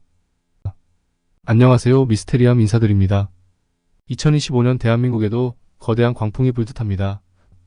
물론 막상 닥쳐봐야 알겠지만 지금 세계 움직임이 예사롭지 않은 듯 하거든요. 2025년 대한민국에는 통일이 이루어진다라는 예언을 비롯하여 대한민국 역사상 역대급 피해를 주었던 백두산 폭발이 100년 만에 다시 폭발할지도 모른다는 전문가들의 의견도 있었습니다. 이렇게 전 지구에는 인류사에 다시 없을 제3차 세계대전의 발단이 되는 중동전쟁과 또 기후변화로 인한 각종 쓰나미급 태풍과 지진 등 2025년이 되기도 전인데도 불구하고 온 인류가 기후재난으로 몸살을 앓고 있습니다. 이렇게 전 인류에게 닥칠 혼란과 격동의 시대가 다가오고 있음을 여러 뉴스와 글들을 통하여 알 수 있습니다. 그 중에서도 2025년 자신의 나라인 일본에 거대한 광풍이 불 것이라고 오래전에 예언했던 여성 예언가인 타츠키로에 관한 예언을 또다시 소개해드리겠습니다. 저도 다루었던 소재이지만 그때는 초창기인데다 실력도 빈약했던 초보였던지라 음악도 어울리지 않으면서 너무 큰 탓에 시청에 방해를 준다는 문의가 빗발쳤던 기억이 나네요. 그래서 음악 없이 다시금 깔끔하게 그때보다는 좀 더 업그레이드된 버전으로 준비했습니다. 자, 그럼 시작하겠습니다. 일본인 여성 만화가 타츠키료. 그녀는 일본의 만화가 타츠키료입니다. 전형적인 남성 이름이지만 여성이 팬네임으로 사용한 것으로 알려져 있습니다. 타츠키료가 1999년에 출간한 내가 본 미래 초판으로서 해당 만화책은 만화책 속 예언을 다루고 있습니다. 만화가인 본인이 직접 체험했던 과거 위기처럼 작성했던 꿈에 대한 이야기와 거기에 따른 예언을 소개하는 책입니다. 초판 때는 별로 반응이 없었다가 나중에 그 책이 불티나게 팔리게 되는데 그 이유는 특히 2011년 3월에 대재해가 발생한다는 예언이 실제로 일어난 바가 있었고 책 내용의 다수가 점차 현실이 되어가는 과정 중에 최근 들어 독자들의 큰 관심을 받기 시작했다고 전해집니다. 처음 출간 당시 인기가 있었던 것도 아니며 시대상부터가 미스터리, 오컬트, 공포물, 세기말 예언 컨텐츠가 난립하던 시기였던지라 경쟁력도 부족했고 심지어 2011년 3월 동일본 대지진 이후에도 주목도는 거의 없었습니다. 워낙 발행 부수가 적었던 점도 있었고 이미 과거에 관심받지 못한 유물 처지였기 때문일 겁니다. 내가 본 미래가 실제 인터넷상에서 본격적으로 화제가 된 것은 아이러니하게도 동일본 대지진이 일어난 지 9년 후인 2020년 5월경부터입니다. 해당 만화책의 작가라고 밝힌 사람이 커뮤니티와 SNS를 통해 활발한 활동을 하기 시작했고 이에 인터넷상에서 그녀의 과거 예언이 조명을 받으며 화제를 모으기 시작했습니다. 이후 유명 미스터리 사이트와 유튜버가 소개하기 시작하자 출판사가 폭각판 출간을 위해 타츠키료와 계약이 이루어졌고 유명 버라이어티 프로그램들에서 다루기 시작하며 일대 화제가 된 것입니다. 내가 본 미래 초판의 품귀 현상이 벌어지면서 경매가가 무려 10만엔에서 20만엔, 우리나라 돈으로 100에서 200만원에 육박했을 정도로 화제였다고 합니다. 이런 이슈성으로 인해 발빠른 일본 소식통들이 국내 인터넷상에도 내가 본 미래를 소개하기 시작했고 곧이어 유명 공중파 프로그램에서 소개하며 본격적으로 이슈를 끌게 됩니다. 특히 2025년의 예언은 작가가 꾼 마지막 예지몽이며 이 예지를 끝으로 자신의 사명 또한 끝나는 것이라고 전했다고 합니다. 또 이 쓰나미의 규모는 동일본 대지진이 비할 것이 못될 정도라고도 합니다. 타츠키료는 1954년생 요코하마 출신으로 9세에 처음 신기한 경험을 했다고 밝히게 됩니다. 감기를 핑계로 누워있던 중 인간과 인생에 대한 고찰을 하다 의식이 우주에까지 간 순간 신으로 생각되는 백발의 노인을 만났다고 합니다. 중학생 무렵엔 가수와 탤런트를 꿈꾸며 도쿄의 아카데미까지 다닐 정도였으며 피겨스케이팅을 배우기도 하지만 모두 반년도 안 되어 그만두었다고 하네요. 마치 도전을 하되 쉽게 포기하고 마는 끈기 없는 제 모습을 보는 것 같습니다.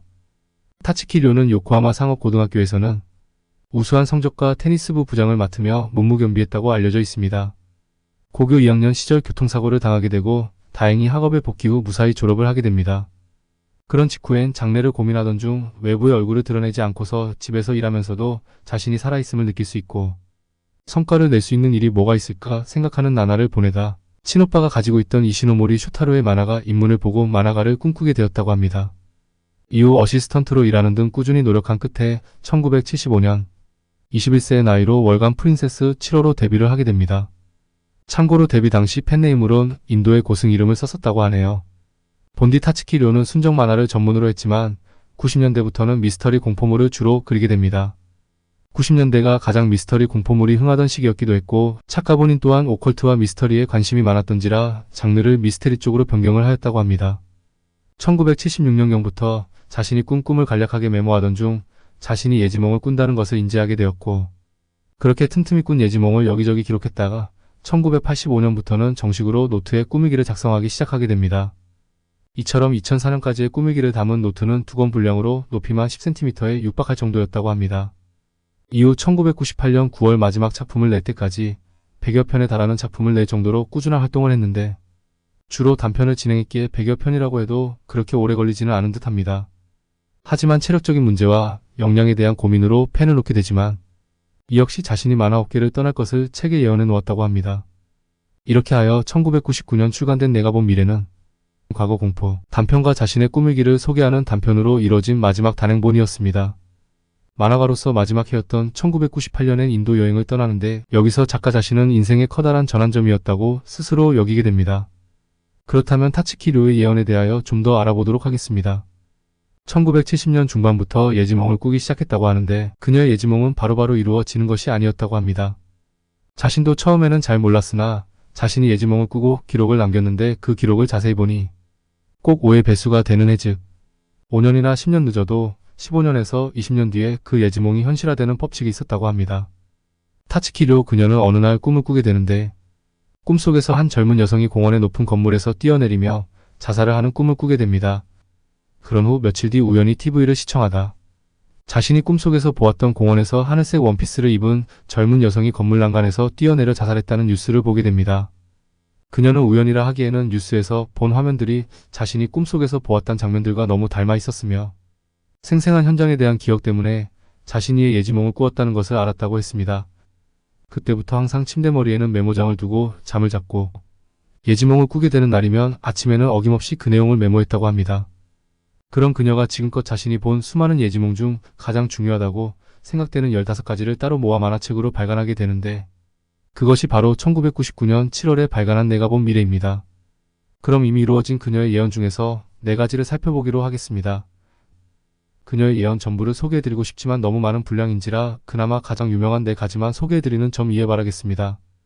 첫 번째, 그녀는 1992년 8월 31일 다이애나 라는 문자가 꿈에 보이는데 꿈을 꾼 뒤 5년 후, 그러니까 그녀가 말했던 오베스법에 의해 1997년 8월 31일 영국 왕실의 다이애나 비가 파파라치들의 추격을 피하다가 교통사고로 죽게 됩니다.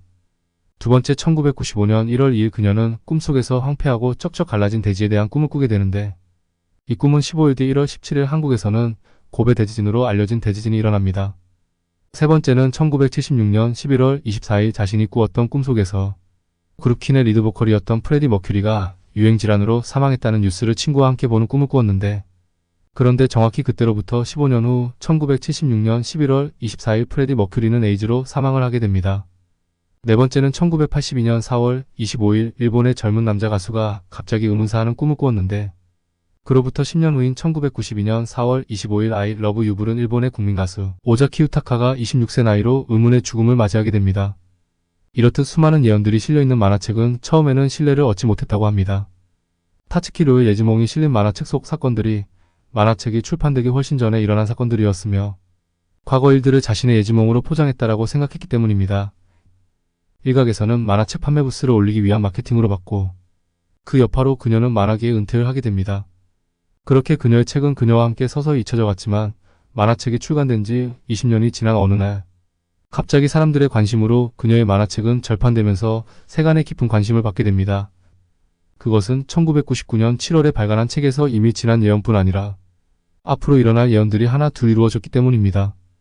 2011년 3월 일본의 동쪽 지역에서 거대한 지진과 쓰나미가 일어나서 많은 사람들이 희생되는 대참사가 발생하게 되고 이는 꿈 내용이 정확하게 들어맞았기 때문입니다. 그런데 놀랍게도 2011년 3월 일본의 동쪽 지역에서 진도 9의 거대한 지진과 쓰나미가 몰려와 엄청난 규모의 대참사가 실제로 발생했고 그로 인해 15,000여 명의 사람들이 사망했으며 인근의 후쿠시마 제1원자력 발전소까지 폭발했기 때문에 타츠키료, 그녀의 예지몽이 정확히 12년 후 일어나게 되었기에 그녀의 책은 다시 이슈가 되기 시작했습니다.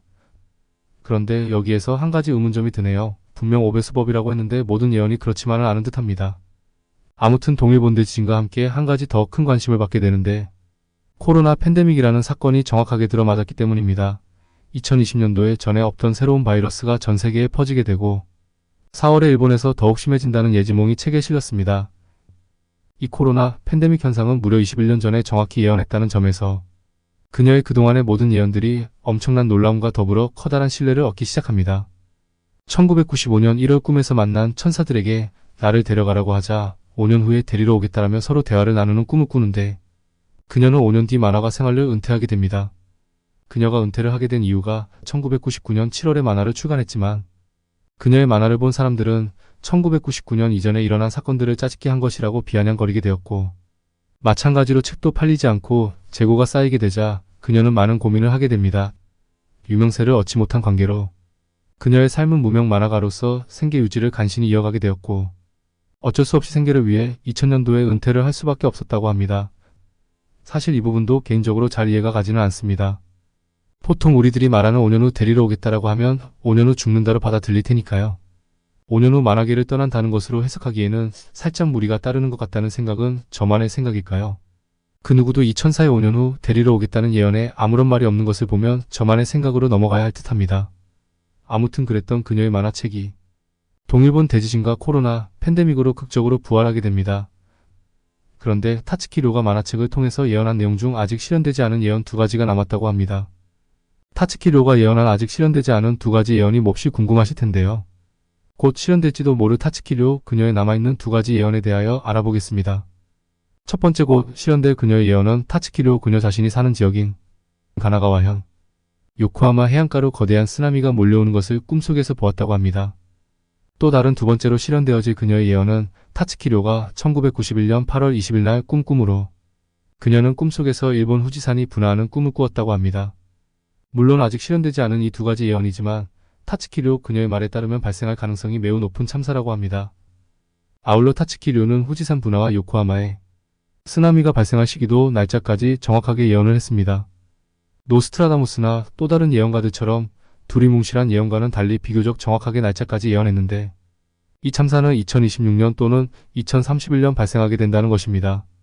이렇게 타츠키료의 예지몽이 기록된 만화책이 큰 화제가 되자 독자들의 열화와 같은 성화에 보답하기 위해 내가 본 미래의 완전판을 2021년 10월부터 다시 출간했다고 합니다. 그 후 그녀가 추가로 예언했던 것들도 알아보겠습니다. 타츠키료 그녀가 최근에 인도에 갔을 때 꾸었던 꿈이라고 합니다.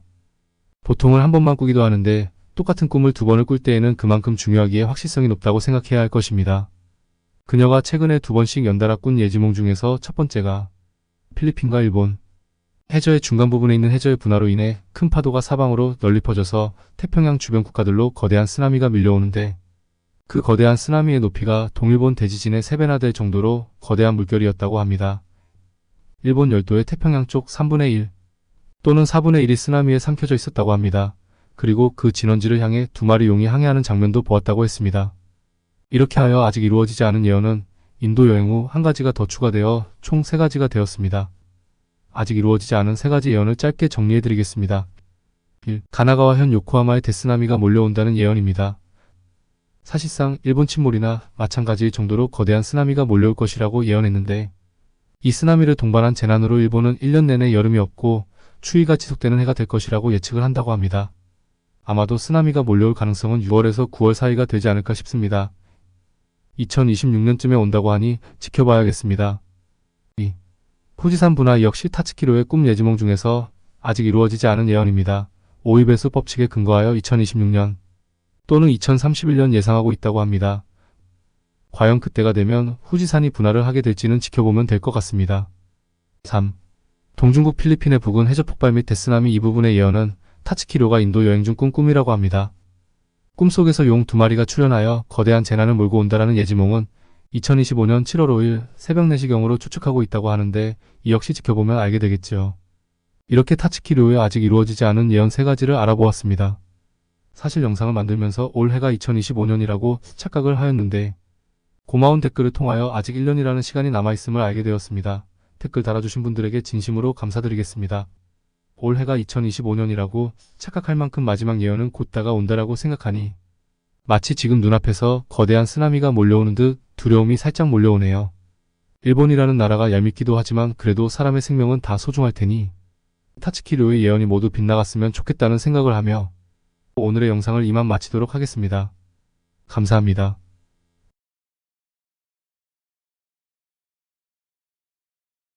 바야는 로마 제국의 라스베이거스였다.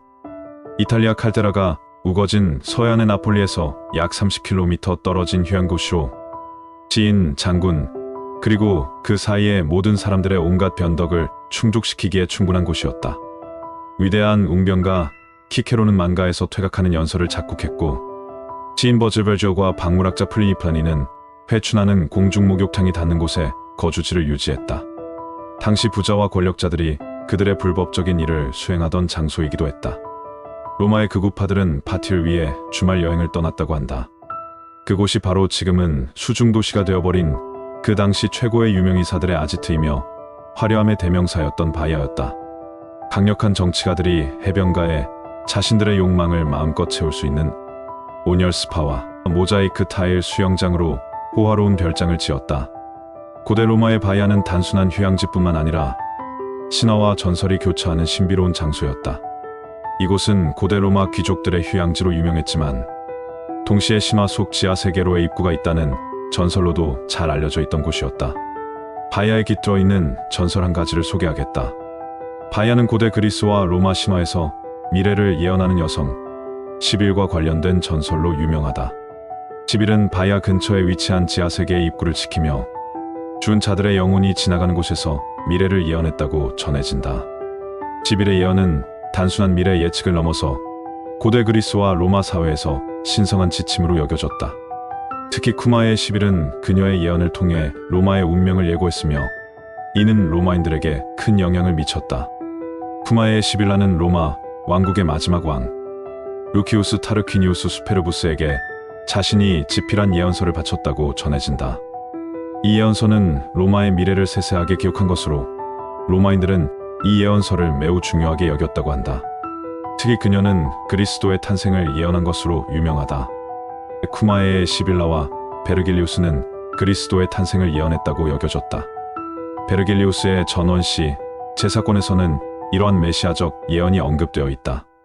전설에 따르면 아폴로로부터 영원히 살 수 있는 능력을 부여받았지만 영원히 젊을 수 있는 능력은 받지 못해 수세기 동안 늙어가던 쿠마의 시빌라가 로마의 7번째이자 마지막 왕인 루키우스 타르퀴니우스 수페르부스를 찾아가 예언서 9권을 바치며 막대한 돈을 지불하라고 요구했다.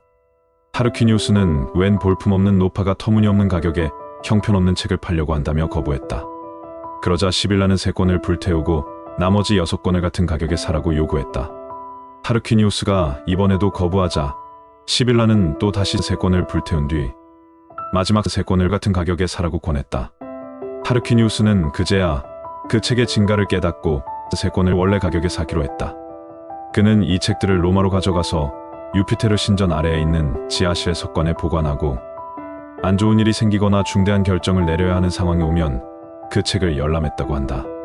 타르퀴니우스가 혁명으로 축출되면서 왕정이 폐지되고 공화정이 들어선 후에도 시빌라의 예언서는 귀한 대접을 받았다. 처음에는 귀족 2명이 예언서 관리를 맡았고 기원전 367년부터는 귀족과 평민 각 5명씩으로 구성된 일군의 벼스아치들이 데켄브리 사크리스 파키운디스라는 이름으로 구성된 단체가 신성한 책 관리자로서 예언서를 관리했다. 기원전 1세기부터는 5명을 보충해 총 15명이 이 예언서를 지키기 위해 관리자가 편성되어 책 관리를 맡았다.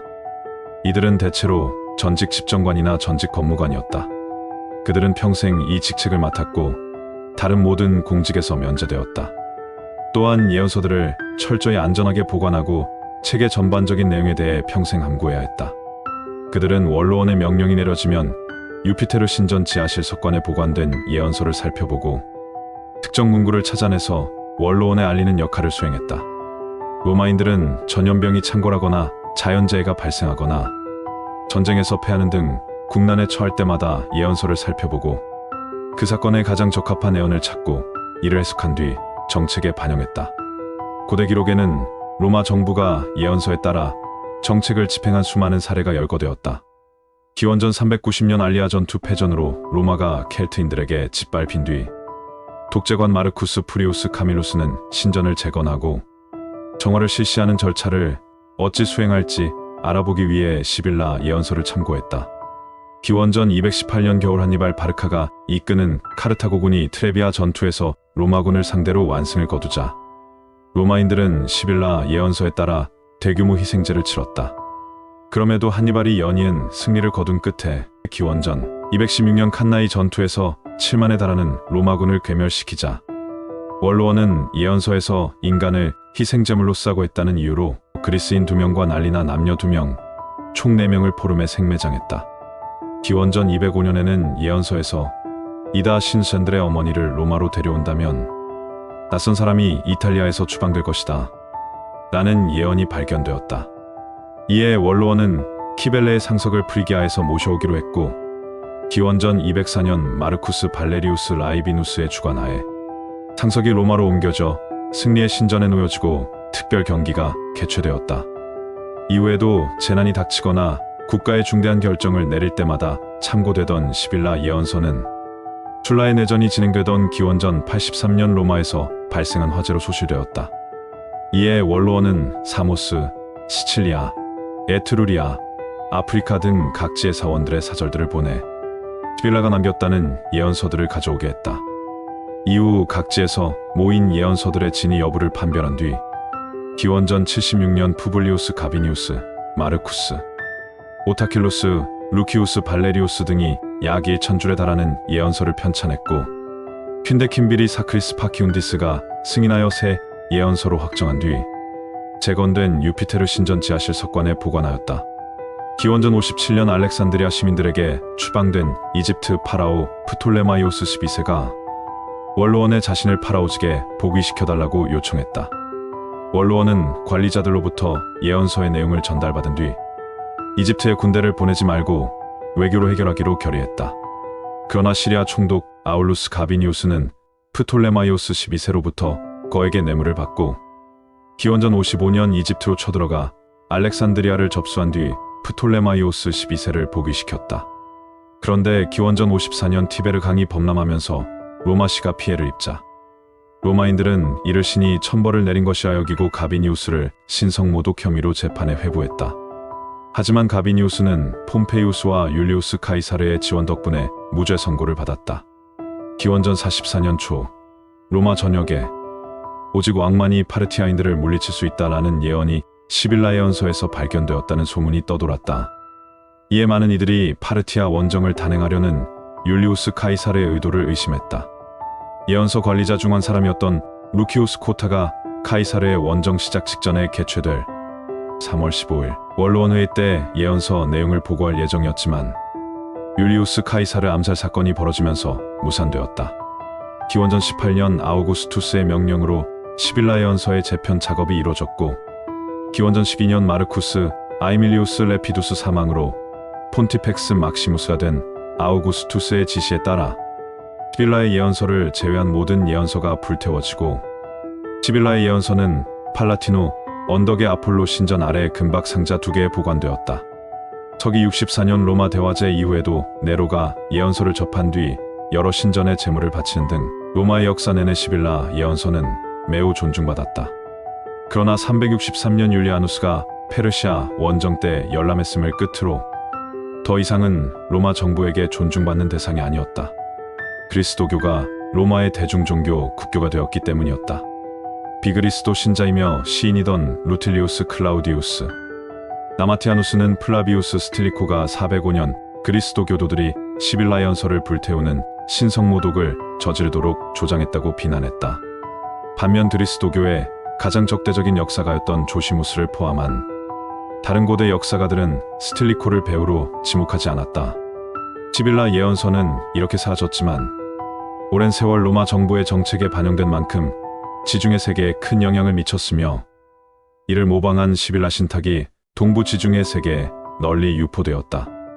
유대인 역사가 플라비우스 요세푸스는 시빌라 신탁의 일부 구절을 인용했고, 아테네의 아테나고라스를 포함한 2세기의 수많은 기독교 작가들이 마르쿠스, 아우렐리우스 황제에게 그리스도교 탄압을 중단해달라는 청원서를 보낼 때 시빌라 신탁의 한 부분을 인용하면서 기독교가 로마에 유익하다는 것을 입증하려 했었다. 고전후 시대에도 쿠마에의 시빌라의 예언과 이를 인용한 베르길리우스의 전시는 예수 그리스도의 탄생을 예언한 것으로 평가받았다. 이렇게 바야에는 우리가 미처 몰랐으며 기원전에 이미 예수 그리스도의 탄생까지 예언했던 쿠마의 시빌라의 전설과 예언이 깃든 곳이다. 바야가 지진이나 자연재해로 인해 지각이 변동하면서 육지에 있던 도시가 물에 잠겨 수중도시가 되기까지 최고로 화려한 휴양지로 부각되며 많은 그 시대 최고의 스타들을 위한 쾌락의 장소였다.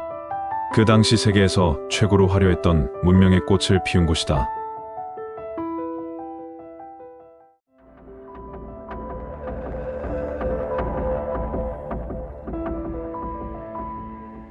조선 중기 이후 민간에 널리 퍼진 3대 예언서가 있다. 송화비결과 격암유록 그리고 정감록. 이 세 개의 예언서가 가장 유명하다. 정감록은 조선의 조상이라는 이심과 조선의 멸망 후 일어설 정씨의 조상이라는 정감이 금강산 또는 가야산에서 마주 앉아 대화를 나누는 형식이다. 그래서 책 이름이 정감록이다. 정감록의 저자는 아직까지도 명확하게 밝혀진 바가 없다. 다만 조선 왕조 건국 직후 불안한 민심을 배경으로 이 책이 집필되었다는 것이다. 정씨성을 가진 구세주인 정도령이 조선 왕조를 뒤엎고 새로운 나라를 세워 왕이 된다는 정감록의 기본 줄거리인 정감록은 정확히 언제 형성되었는지는 알 수는 없지만 대체로 18세기 영조, 정조 무렵에 나왔다고 추측한다. 지금까지 밝혀진 역사 기록들 중에서 정감록이 최초로 언급된 예는 1739년 조선 영조 때 6월 9일자 승정원일기인데, 여기서 영조 임금은 정감록은 도적들이 믿는 책이니 매우 교활하고 사악하다 라고 말했다. 그러나 정감록이 이때 처음 만들어진 것은 아니고 그 이전에도 정감록의 원형으로 추정되는 예언서들은 계속해서 전해졌다고 추측한다. 정감록에 이 시가 망한다는 구절이 있으므로 조선 왕조에 반대하는 의도를 내포했음은 의심할 여지가 없다. 이런 내용 탓에 조선시대에는 금기시되었지만 민간에는 암암리에 퍼졌다. 정감록은 일제강점기까지도 많은 신흥 종교의 경전으로 활용되었다. 무엇보다 정감록은 필사가 반복되면서 판본이 다양하게 형성되었지만 핵심 요지는 조선 왕조가 망하고 계룡산에 정씨가 새로운 나라를 세운다는 것이다. 여기에서 정씨를 두고 정도령이라고 말한다. 정감록 모반 사건의 판본에는 이씨가 망하고 김씨, 유씨, 정씨의 3국으로 나뉘었다가 최종적으로 정씨가 통일한다고 쓰였다고 한다. 또한 조선 왕조가 망하고 정도령이 새 왕조를 세우기 전까지 환란이 일어나기 때문에 이를 피할 지역인 십승지로 피난해야 한다는 말이 나온다고도 한다. 십승지는 현재 기준으로 기록하였다. 경상북도 영주시 풍기읍 금계리, 경상북도 봉화군 춘향면 도심리, 말 그대로 속리산 산속, 전라북도 남원시 운봉읍, 현 경상북도 예천군 용문면 상금곡동, 충청남도 공주시 유구읍, 강원도 정선군에서 영월군으로 향하는 조양강, 전라북도 무주군 무풍면, 전라북도 부안군 변산면, 현 경상남도 합천군 가야산 남산 제일봉. 그런데 몇 가지 묘한 점이 있다. 집승지로 지목된 곳들이 대체로 남부 지방이고 때가 되면 그리로 옮겨가야 한다고 서술했다는 것이다.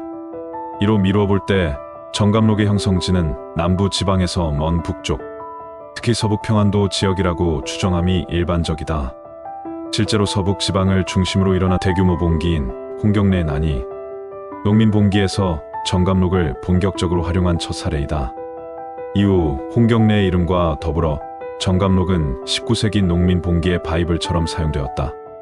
해당 지역들은 큰 고을은 전무하고 상당수는 산속, 협곡, 바위 그늘 등 일반적 거주지로서는 부적합하지만 대신 외부에서 접근하기 어렵고 눈에 잘 띄지 않는 곳이다.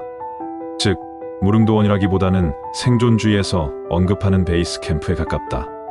이를 위와 조합하면 농민 봉기를 일으켰다가 실패했거나 세금 문제 등으로 야반 도주한 사람들이 실제 역사의 빨치산 마냥 숨어들기에 최적의 지세가 바로 저 십승지들이다. 그리고 정감록 하면 항상 언급되는 궁궁을이란 주문이 있는데 이것의 해석으로 반란도 일어나고 일제강점기에 많은 신흥 종교들이 제각기 해석해서 교리로 삼았다고 한다. 그 외 동학농민운동을 일으킨 동학 접주, 손화중이 선운사, 마해좌불상 배꼽 아래에서 꺼냈다는 비결록 이 정감록이었다 카더라라는 이야기가 있다. 마해좌불상은 보물 1200호로 지정되었으며 크기 15.6m로 절벽에 새겨졌다. 명치 부근 배꼽에 봉인된 흔적이 있는데 이 안에 절의 창건자인 검단 선사가 비결록을 써 넣었다는 전설이 있다. 조선말 전라감사 이서구가 이 비결록을 꺼내기 위해 봉인을 풀었다가 하늘에서 갑작스레 천둥벼락이 내렸고 이서구가 책의 첫 장을 열어보니 첫머리에 전라감사 이서구가 연다 라는 구절이 있었다고 한다. 이서구는 두려워하며 다시 봉인하였고 19세기 말 손화중이 이 비결록을 가져갔다고 한다. 현대 한국에도 정감록은 신흥 종교를 중심으로 아직까지도 영향력이 있다. 성의정 시인 유력대권 주자가 나올 때마다 정도령 드립을 많이 쳤는데 특히 현대그룹 정주영 회장의 통일국민당 창당과 1992년 대선 출마, 2002년 16대 대선 당시 정몽준 돌풍, 2010년대 들어서는 충청도 출신의 정운찬 당시 총리가 잘 맞아떨어져서 자주 나왔다. 그래서인지 이제는 아예 정씨 유력 정치인들을 패러디할 때도 종종 쓰이는 모양이다. 민주평화당 정동영 의원은 본인이 2007년 유력계권 주자이기도 했고 무엇보다 본인의 이름과 발음이 비슷해서 지지자들로부터 정도령이라고 불리기도 하였다. 지금은 오히려 지지자가 아닌 사람들이 조롱의 의미로 그렇게 부른다. 오히려 제17대 대통령 선거에는 이 시인 이명박이 당선됐다. 2022년 20대 대통령까지 나온 현재까지 역대 대통령 중 정씨는 한 명도 나오지 않았다. 그 외 대통령 권한대행이나 영부인, 북한 역대 국가원수 등 유사 사례 다 뒤져봐도 정씨는 한 번도 없었다. 오히려 정씨보다 드문 성씨인 전씨, 노씨, 문씨에서도 대통령이 나왔음을 감안하면 예언이 들어맞기는커녕 계속 빗나간 것이다. 다만 정씨가 흔한 성씨인 만큼 언젠가는 나오긴 하겠지만 이 정도면 비가 올 때까지 기우제를 지내는 격이니 예언이 맞았다고 보기는 무리다. 정감록이란 제목으로 여러 채 있지만 내용이 전부 다르다. 사실 원본이 없기 때문이다. 물론 누군가가 최초에 정감록을 썼겠지만 이런 금서는 유통 금지이기에 정감록이 하는 미래를 다루는 금서가 있더라라는 말만 사람들에게 전해지고 책은 전해지지 않았다. 이런 오리지널 정감록의 명성이 높아지자 여러 사람이 정감록이라는 명성에 기대고자 익명으로 다른 내용이 담긴 정감록을 집필하여 퍼뜨렸다. 결국 시간이 갈수록 정감록의 내용과 판본은 계속 증가했다. 따라서 독자가 대충 시대 상황에 맞춰서 내용을 해독한다. 조선이 멸망했으므로 정감록이 참이라고 생각한 사람들이 있었다. 바다 건너 섬나라의 진인이 백성을 구할 것이다라는 내용을 미국의 해리 S. 트루먼 대통령이 일본에 핵폭탄을 투하해서 광복을 맞이하게 했고 이후 트루먼 독트린을 주창하여 6.25 전쟁에 미군을 파병하였다는 사실 때문에 당시 상당수의 국민들이 트루먼이 진인이라고 여겼다.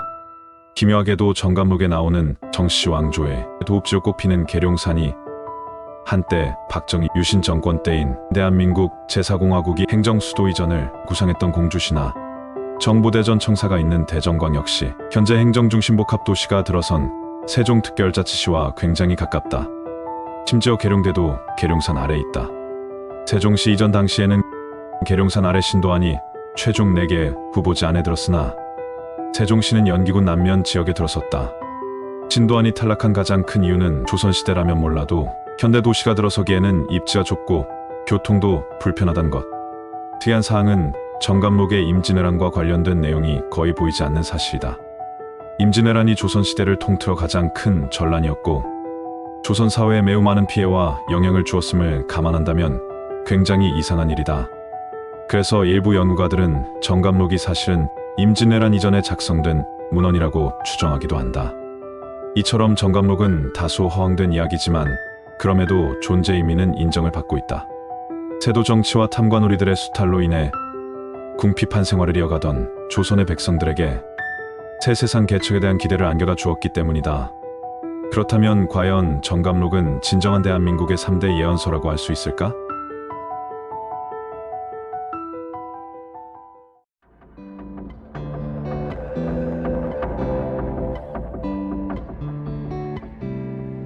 예언적 중률이 무려 90%나 되는 타라빅은 세르비아의 작은 마을인 크엠나에서 1829년 태어나 1899년생을 마감했다. 그는 가난한 양치기로 글을 읽고 쓸 줄 몰랐다고 하며 살아있을 때 그의 예언은 조롱과 무시를 받았다고 한다. 그의 예언은 그가 글을 읽고 쓰지 못하였기에 같은 마을에 사는 신부인 자알이 그에 의해 기록되었다고 한다. 그의 예언의 특징은 다른 이들의 예언들에 비해 쉽게 이해할 수 있는 언어로 기록되어져 있다는 것이다. 타라빅의 예언이 사람들의 관심을 받게 된 것은 그가 세계 1차 대전과 자아리의 신부의 죽음을 예언했는데 그 모든 것이 그의 예언대로 이루어지면서부터다. 타라빅은 2차 세계대전도 예언했는데 그는 이후로 작은 전쟁은 있을지라도 오랫동안 큰 전쟁은 없을 거라고 예언했다. 그는 이외에도 많은 예언을 남겼지만 아직 이루어지지 않은 예언들 가운데 사람들로 하여금 가장 많은 주목을 받고 있는 예언은 3차 세계대전이라고 생각되어지는 전쟁에 관한 것이다. 그러나 그도 이 전쟁이 언제 일어날 것인지는 알지 못했으며 그날은 오직 하느님만이 알 것이라는 이야기를 남겼다. 또한 다른 예언들에서와 달리 전쟁 후의 상황에 대해서도 예언했는데 그는 이 전쟁을 끝으로 더 이상의 전쟁은 없을 거라고 이야기했다. 예언적 중률이 무려 90%나 되는 타라빅의 또 다른 예언들도 소개하겠다. 1890년 세르비아 작은 마을에는 한글을 배우지 못한 문맹의 가난한 양치기 타라빅이 있었다. 어느 날 그는 세르비아 정교의 신부를 찾아 자신이 미래를 보는 것 같다고 전했다. 그는 성 루크의 날인 10월 18일에 전쟁이 발발하며 3년 뒤에야 전쟁이 끝난다고 밝혔으며 자신이 사는 마을 드리나강이 거꾸로 흐른다고 전했다. 이 밖에도 그는 자신이 보는 미래를 모두 전했으며 신부는 이 예언을 적어 마을 사람들에게 전하며 전쟁에 대비해야 한다고 했다. 그러나 사람들은 타라빅의 말을 믿지 않았다. 마을에서는 그 후에는 한참 동안이나 아무 일도 일어나지 않았으며 1899년 타라빅은 사망했다.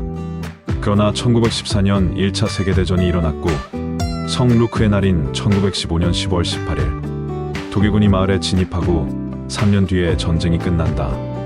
또한 그의 예언대로 신부가 전쟁이 끝나는 해 사망했다. 이처럼 타라빅의 예언들이 맞아떨어지자 그제서야 사람들은 그의 예언을 주목하기 시작했다. 그렇게 시작된 그의 다른 예언들 역시 맞아떨어지게 된다. 타라빅은 첫 번째 전쟁 이후 또 다른 전쟁이 벌어지며 비뚤어진 십자가를 상징으로 한 지도자에게 유럽 전체가 지배를 받는다고 전했다. 또한 전쟁 이후 국제재판소, 즉 유엔이 설립된다고 밝혔다. 여기서 그치지 않고 타라빅은 세르비아의 새 지도자, 유고슬라비아 초대 대통령 요시프 브로즈 티토가 자신의 다리 때문에 죽게 된다는 이야기를 예언했고 그는 오른발 절단 수술로 사망했다. 또한 TV의 발명, 석유 개발, 에이즈와 같은 난치병을 예언하기도 했다. 다른 예언가와는 달리 암호가 아닌 구체적인 이야기를 전하고 90% 이상의 적중률을 보이는 타르빅의 예언에 사람들이 열광하기 시작한다. 특히 사람들이 주목하는 예언은 두 번째 전쟁이 끝나고 많은 이들이 신이 아닌 인간의 지능을 믿는다. 결국 또 전쟁이 일어난다. 전쟁이 끝나면 오랜 평화가 찾아온다. 동양의 현자가 나타날 것이라고 3차 세계대전을 예고한 부분이다.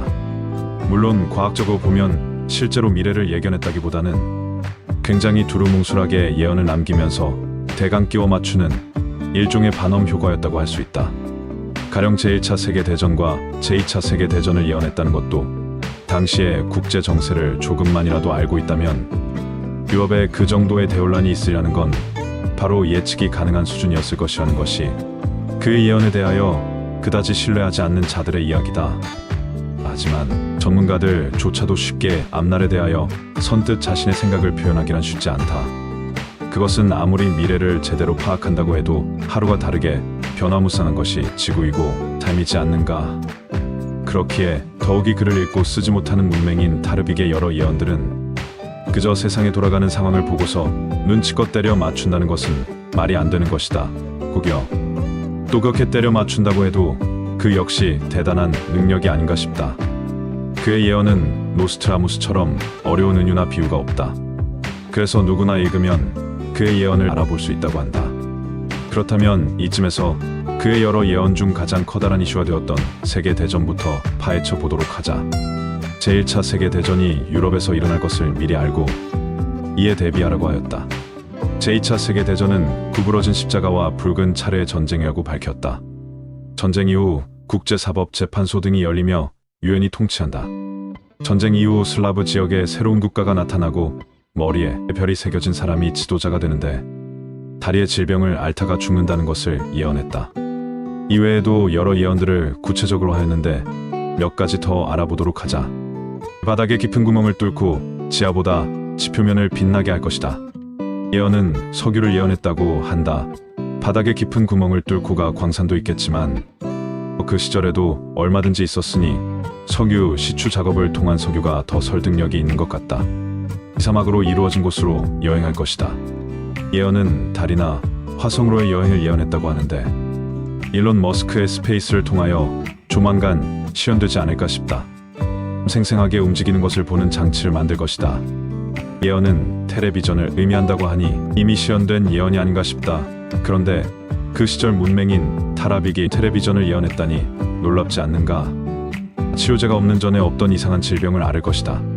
이것을 두고 코로나라고 말하는 사람도 있겠지만 이는 불치병이나 난치병을 의미하는 것이니 에이즈 같은 불치병이 더 설득력을 얻고 있다. 남자와 여자가 서로 비슷한 옷을 입게 될 것이다. 예언 당시는 남자는 바지, 여자는 치마처럼 남자와 여자의 구분이 확실하던 때였기에 지금처럼 남녀 구분이 없는 패션을 예언했다는 것 역시 놀라울 뿐이다. 동양에서 현명한 사람들이 나타나 그들의 지혜가 모든 바다와 국경을 넘겼지만 세상 사람들은 그것을 거짓말이라고 생각할 것이다. 예언은 여기저기 많은 예언가들이 하는 단골 레퍼토리라 보니 이제는 조금은 식상하다. 그러나 동양 곧 우리나라에서 현자들이 난다는 예언이 워낙 많고 또 우리나라가 세상의 빛과 소금 역할을 한다는 예언에 어깨가 으쓱해지는 것은 어쩔 수 없다. 사람들은 자신들의 지식을 과신할 만큼 똑똑해지지만 실상은 신의 그것과는 비교할 수 없을 만큼 작을 뿐일 것이다. 역시 맞는 말이다. 이것은 예언이라기보다는 삶의 지혜의 말씀 같은 진리가 아닌가 싶다. 사람들 간의 증오는 커질 것이며 서로의 관계에 소홀해질 것이다. 사람들은 사람 간의 관계보다도 기계 장치에 더 관심을 쏟을 것이다. 예언 또한 놀라운 것이 요즘은 예전처럼 가족 문화에서 나홀로 문화가 되었다. 그리고 무엇보다 컴퓨터나 스마트폰으로 인해 사람들 간의 관계가 소원해지고 소목해지는 것이 사실이지 않는가. 전 세계인들은 꾸준하게 지혜로워지는데 동시에 세계를 파멸로 몰아가려는 세력도 생겨난다. 언제나 세계는 선과 악이 존재하니 분명 이 예언은 예언이라기보다 우주의 이치라고만 해두겠다. 두 개의 큰 세력, 가장 크고 환한 이가 가장 강력하고 노한 이를 공격하여 전쟁이 시작된다. 잘 모르겠다. 그래서 검색해보니 두 개의 큰 세력은 중국과 미국을 뜻한다고 한다. 그런데 가장 크고라는 부분에서 왜 중국을 떠올릴까? 보통은 가장 크다라고 했을 때 땅덩어리의 크기를 먼저 생각하지 않나? 그래서 헷갈렸다. 땅이 가장 큰 나라는 러시아이기 때문이다. 가장 강력한은 당연히 미국일 테니 러시아가 먼저 공격을 한다는 것인지 중국이 먼저 공격을 해서 싸움이 난다는 것인지 아무튼 두 나라 중에 한 나라가 될 것 같다. 과학자들은 맞으면 잠 또는 마비가 오는 폭죽 같은 포를 개발하여 전쟁에 쓰일 것이다. 예언도 신기한 것이 그 시대에 감히 이런 황무기를 생각이나 하겠냐는 것이다. 아무튼 대단하다 싶다. 이 전쟁이 끝나고 나면 세계 끝에 바다로 둘러싸인 대륙 중 유럽만큼 큰 한 나라만이 평화로울 것이다. 예언을 읽자마자 우리나라라고 하고 싶지만 큰 나라는 아닌 듯하여 망설였다. 그러나 사실 우리나라를 유럽에 가져다 놓으면 나름 큰 나라라는 글을 본 것 같아 우리나라일 거라고 우겨보고 싶다. 세계의 십자가가 있는 산에 숨은 이들은 기쁨, 풍요, 사랑만이 있을 것이다. 예언은 내 수준에서는 도저히 알 수가 없다. 검색해도 나오지 않는다. 탈출한 사람들 중 그곳의 음식들을 바로 먹는 자들은 독에 의해 죽을 것이고 금식하는 자들은 끝까지 살아남을 것이다. 예언도 패스다. 도대체 어디를 탈출한다는 말일까? 그나저나 금식은 내겐 너무너무 힘들다. 이 전쟁이 끝난 뒤 빨간색 머리에 고상한 인품의 남자가 세계를 통치하게 될 것이다. 빨간색 머리면 분명 한국인은 아닌 듯하고 그렇다면 유럽 쪽이 아닌가 싶다.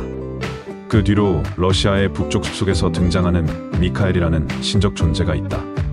미카엘은 하늘과 구름 위를 걸어서 오는 존재라고 한다. 예언은 구름 위를 걸어서 오는 존재라면 보통은 예수님을 떠올리지 않을까 싶어서다. 성경에도 그런 예언이 있는 것 같았다. 주님께서 이 땅에 다시 오실 때는 구름 타고 오신다라고. 맞나? 아마도 더 많은 예언들이 있겠지만 나름대로 검색하고 알아본 정보를 영상에 담아보았다.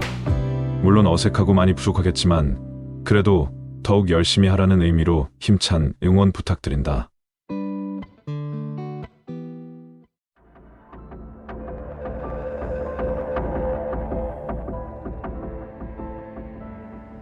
일본의 승려 기다노 대승정은 외계인과의 대화 내용을 담은 우주인과의 대화라는 책을 펴낸 바 있다.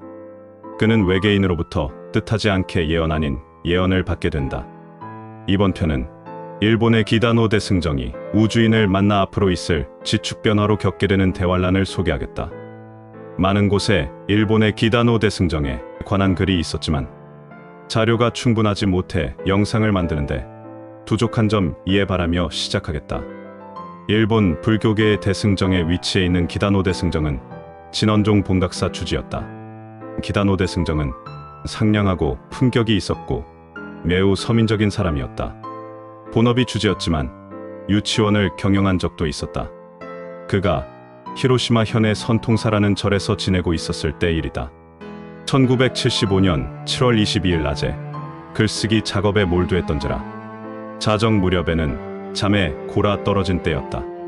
그렇게 깊은 잠을 자고 있는데 갑자기 어디선가 낯선 목소리가 들려왔다. 친구여, 친구여, 일어나라. 지금 커튼을 여세요. 라는 부드러운 소리가 들려왔고 그 소리에 놀라 잠을 깨고는 목소리를 따라 일어나 창문에 가려져 있던 커튼을 젖혔다. 목소리의 방향으로 고개를 돌려 그곳을 찾았을 때 그는 뜻하지 않게 생전 처음 보는 기이한 현상을 목격하게 된다. 그날은 보름달이 환하게 비추고 있던 밤이었는데 동쪽의 어두운 하늘 쪽에 처음 보는 낯선 원반 하나가 빛을 발하며 하늘을 유유히 선회하더니 건너편 산에 착륙하였는데 원반의 문이 열리더니 온몸의 광채와 같은 온화한 빛을 내뿜는 듯한 낯선 우주인 4명에서 5명 정도의 무리가 그곳에서 내리는 것이었다. 겉모습은 지구인과 크게 차이는 없었지만 원반과의 거리가 100m 정도의 거리였음에도 그들의 음성이 또렷하게 들려왔던 것이다. 그들은 다행히 언어를 연구했다는 듯이 유창한 일본어를 구사했다. 그 음성의 선명도가 워낙 선명하게 들려와 마치 앞에서 대화하듯 잘 들렸다고 한다. 그들의 음성을 하나도 놓치지 않으려 집중하여 듣게 되었는데 그 이야기들은 하나같이 놀라운 이야기들이어서 듣는 내내 두려움이 밀려왔다. 자신들은 신도 아니고 부처도 아니고 지구에서 말하는 우주인이라고 인자한 음성으로 자기들을 소개를 한 후 하늘에 있는 천체와 지구에 관한 이야기를 이해하기 쉽게 또 자세하게 설명을 해주었다고 한다. 이 방대한 우주에는 우리들만 존재하는 것이 아닙니다. 다른 천체에도 각각의 모습으로 수많은 우주인들이 살고 있습니다. 생활의식, 사고방식, 기후, 그리고 정밀도 등이 제각기 다르며 문명의 차이가 있을 뿐이지요. 그리고 우리 우주인이 살고 있는 행성은 친구가 살고 있는 지구 행성보다 문명이 월등히 발달하였습니다. 대단히 살기 좋은 낙원이요. 큰 이상 세계를 이루고 있습니다. 아마도 지구에서는 천국 내지는 극락이라고 표현하기도 합니다. 하지만 내가 이렇게 말한다고 친구는 조금도 실망하거나 부러워할 것이 없습니다.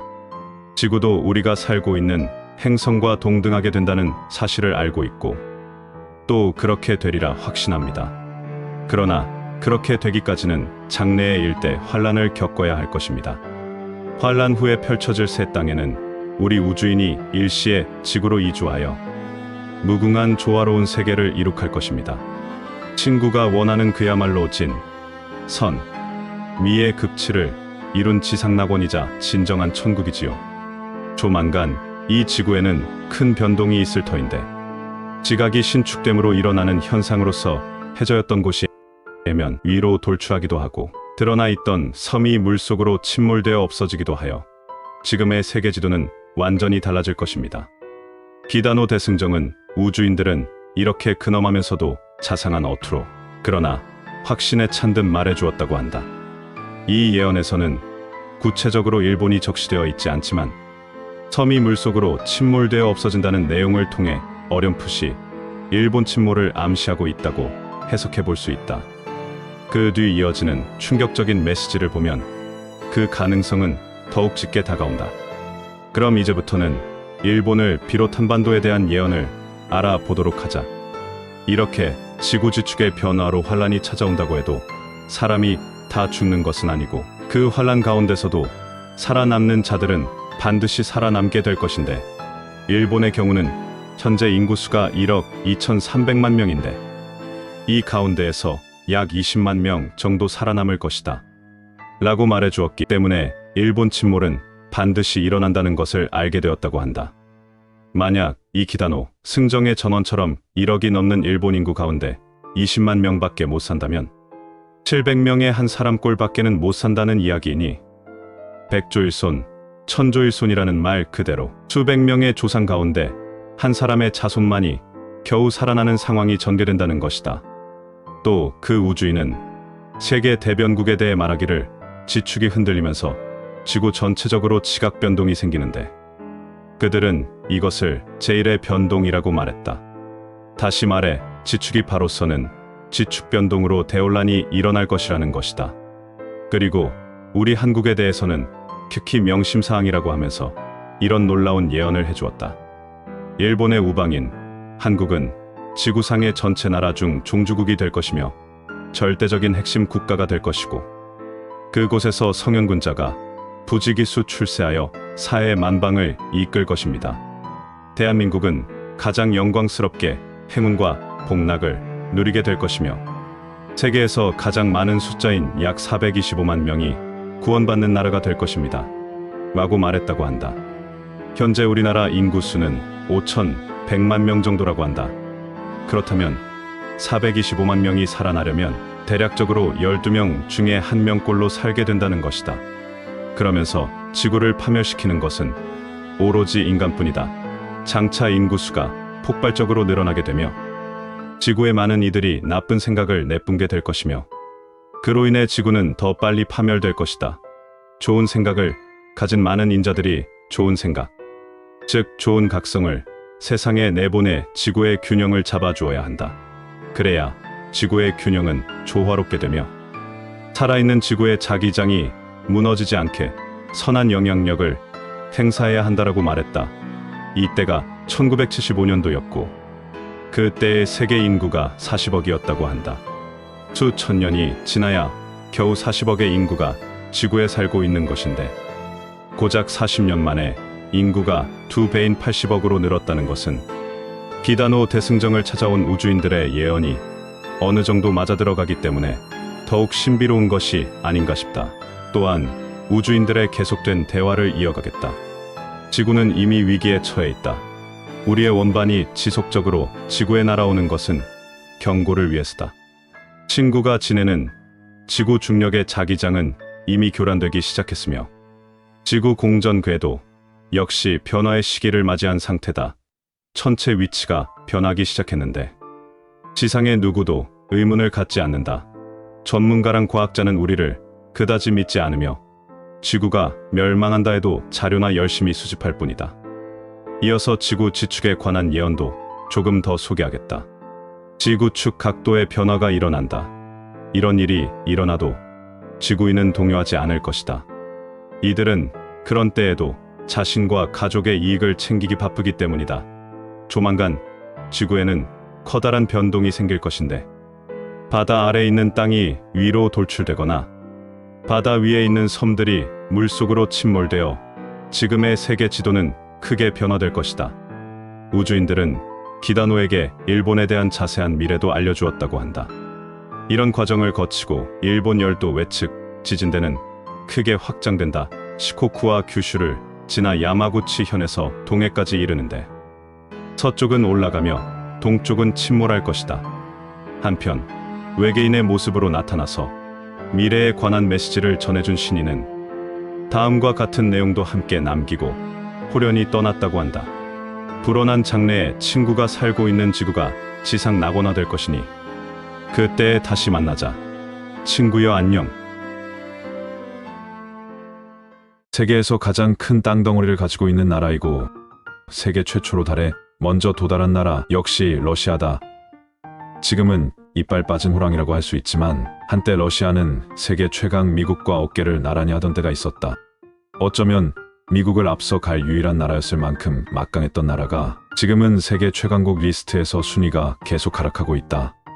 어쨌거나 오늘은 한때 세계 최강국인 러시아의 가장 위대한 예언가로 유명했던 모스크바의 예지몽 예언가 이반 미로슈니코프를 소개하겠다. 사실 영상을 다루기 전에는 이름조차 생소한 예언가였던지라 좀 더 유명한 예언가를 찾아보려 했지만 누구나 다 아는 정도의 유명한 예언가들은 나 말고도 많은 분들이 다루고 있으니 나는 차후에 그 분들을 다루도록 하고, 오늘은 러시아의 유명한 예언가인 이반 미로슈니코프에 대하여 영상을 시작하겠다. 성윤화로도 잘 알려진 미로슈니코프는 1802년 러시아 모스크바의 한 가난한 농부의 집안에서 태어났다. 농부인 부모님을 도와 마을 외곽의 숲에서 양을 치며 평범한 어린 시절을 보내던 소년이었다. 1812년 10살이 된 그는 처음으로 예지몽을 꾸게 되는데, 그는 새벽에 잠을 자던 중 꿈속에서 외국의 병사들이 러시아로 쳐들어와 러시아의 마을들이 불타고 그의 숙모가 병사들에 의해 죽는 모습을 보게 된다. 또한 그는 꿈속에서 거대한 눈보라가 그가 살던 모스크바로 몰려와 병사들이 허겁지겁 도망치는 모습과 개미떼처럼 수많은 사람들이 눈에 뒤덮여 죽어가는 모습을 목격하게 된다. 그런데 신기하게도 1812년 6월 24일 실제로 나폴레옹의 60만 대군이 대륙 봉쇄를 유지하기 위해 러시아로 뒤닥쳤는데, 마을의 외딴 곳에서 홀로 살고 있던 그의 숙모가 실제로 프랑스군에 잡혀 죽임을 당하는 사건이 발생한다.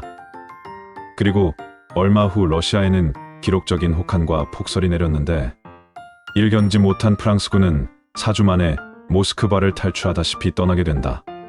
이로 인해 프랑스군은 60만 명의 병사 중 56만여 명이 추위와 배고픔에 시달리다 죽게 되었으며, 프랑스로 복귀한 생존자는 겨우 4만여 명에 불과했다. 놀랍게도 이는 그가 꿈속에서 보았던 것들과 정확히 일치하는 것이었으며, 불과 꿈을 꾼 지 얼마 되지 않아서의 일이다. 당시 미로슈니코프의 예언은 너무나도 정확해 전국에서 수천 명의 사람들이 그를 찾아 모스크바로 모여들 정도로 그의 예언은 매우 유명했다고 전해지는데, 그에 대한 신비한 이야기는 현재까지도 러시아 국립역사문서 보관소의 실제 기록으로 남아있다. 이어서 그가 청년기 때 있었던 한 일화를 소개하겠다. 1825년 23살이 된 미로슈니코프는 홀로 교회에서 기도를 하던 중 어디선가 들려오는 신비한 목소리를 듣게 되는데, 그 목소리는 불쌍한 백성들을 고통으로부터 해방시키고 위기에 빠진 나라를 구하라는 내용이었다. 그는 그날 밤 매우 이상한 꿈을 꾸게 되는데, 그의 앞에 빛나는 천사가 나타나 마을 뒤편의 산 정상을 가리키며 어서 마을 사람들을 데리고 산 위로 올라가라고 그에게 말해 주었다. 너무나도 생생했던 꿈에서 깨어난 그는 이 신비한 꿈이 예사롭지 않은 징조라 생각해 아침이 되기 전 마을을 돌아다니며 이 사실을 마을 사람들에게 알리게 된다. 그러나 그의 말을 들은 대부분의 마을 사람들은 그가 실성했거나 그의 말이 허풍일 것이라며 믿지 않았다. 결국 미로슈니코프는 자신의 말을 믿었던 소수의 이웃들만 데리고 산 위로 올라가게 되었는데, 신기하게도 그날 아침부터 3일은 쉬지 않고 엄청난 양의 폭우가 내리기 시작해 그가 살던 마을 전체가 물에 잠기고 집들이 물에 떠내려가는 기이한 일이 발생한다. 이 사건으로 마을 대부분의 사람들은 목숨을 잃게 되었으며, 그를 믿었던 몇몇 사람들과 그의 가족들만이 목숨을 구할 수 있었다. 이 사건을 계기로 1826년 정교회의 수도승이 된 미로슈니코프는 자신이 꿈속에서 본 사건들이 현실에서도 그대로 발생하자 그는 이 기이한 꿈들이 예지몽임을 깨닫고 이때부터 꿈속에서 본 일들을 상세하게 기록하기 시작했는데, 이러한 정확한 예언으로 러시아 내에서 큰 명성을 얻게 된 미로슈니코프는 1867년 그를 직접 보기 위해 찾아온 파울로스 대주교를 만나게 된다. 이 당시 미로슈니코프는 타울로스 대주교와 이야기를 나누던 중 그에게 기이한 이야기 하나를 들려주었는데, 이를 기록한 러시아의 역사서에는 다음과 같이 적혀 있다. 대주교시여, 러시아는 신의 축복을 받은 위대한 땅이지만 그 기운도 다 되어가는 듯합니다. 앞으로 50년 후에 이 나라에는 큰 난이 일어날 것인데, 이때에는 날카로운 올빼미의 눈과 늑대의 입을 가진 자가 이 땅에 나타나 러시아 왕조를 멸망시킬 것입니다. 그는 농노의 자식일 것이며 그의 몸속에는 몽골의 피가 흐르고 있을 것입니다. 그때 모든 백성들이 일어날 것이며 나라 전체가 혼란에 휩싸이기 시작할 것입니다. 이것은 그저 러시아 왕조의 멸망이 아닌 위대한 러시아의 멸망을 알리는 시작일 것이며, 러시아 왕조가 멸망하고 120년이 더 지나면 러시아는 8개의 나라로 찢어져 이 지구상에서 완전히 사라질 것입니다라고 파울루스 대주교에게 미로슈니코프가 말했다. 파울루스 대주교는 미로슈니코프의 말에 크게 분노했지만 그를 처벌하지는 않았으며, 함께 이 이야기를 들었던 사제들에게는 이를 함부할 것을 명령했다고 한다. 하긴 내가 대주교였더라도 그 자리에서 세계 최강인 내 나라가 망하는 정도가 아니라 역사에서 완전히 사라진다고 하는데 어찌 가만히 있겠는가. 그런데 실제로 그가 예언한 지 정확히 50년 후인 1917년 그의 말대로 러시아에서는 혁명이 일어났으며, 러시아의 황제였던 니콜라이 2세의 가족들이 볼셰비키에 의해 처형당하며 러시아 왕조는 완전히 막을 내리려었다. 또한 최근 발표에 따르면 레닌의 아버지는 해방된 농노 집안 출신이었으며 그의 조모는 기독교로 개종한 몽골계 칼미크인이었다. 그리고 이는 미로슈니코프의 예언과 정확히 일치하는 것이었다. 러시아 정교회에 살아있는 성인으로 불렸던 그는 예지몽과 신비한 영적 능력으로 미래를 정확히 예언한 것으로도 잘 알려져 있는데, 그런 그가 한국에 대한 예언을 구체적으로 했다고 하니 지금부터 자세히 알아보겠다. 죽기 직전까지 사제로서의 역할을 충실히 수행한 미로슈니코프는 1902년 정확히 100세의 나이로 세상을 떠났다고 전해지는데, 그는 죽기 전 3일 동안 잠도 자지 않고 물만 마시며 신에게 간절한 기도를 올려 그의 꿈속에 대천사 가브리엘이 나타나 미래에 있을 엄청난 사건들을 계시해 주었다고 전해진다.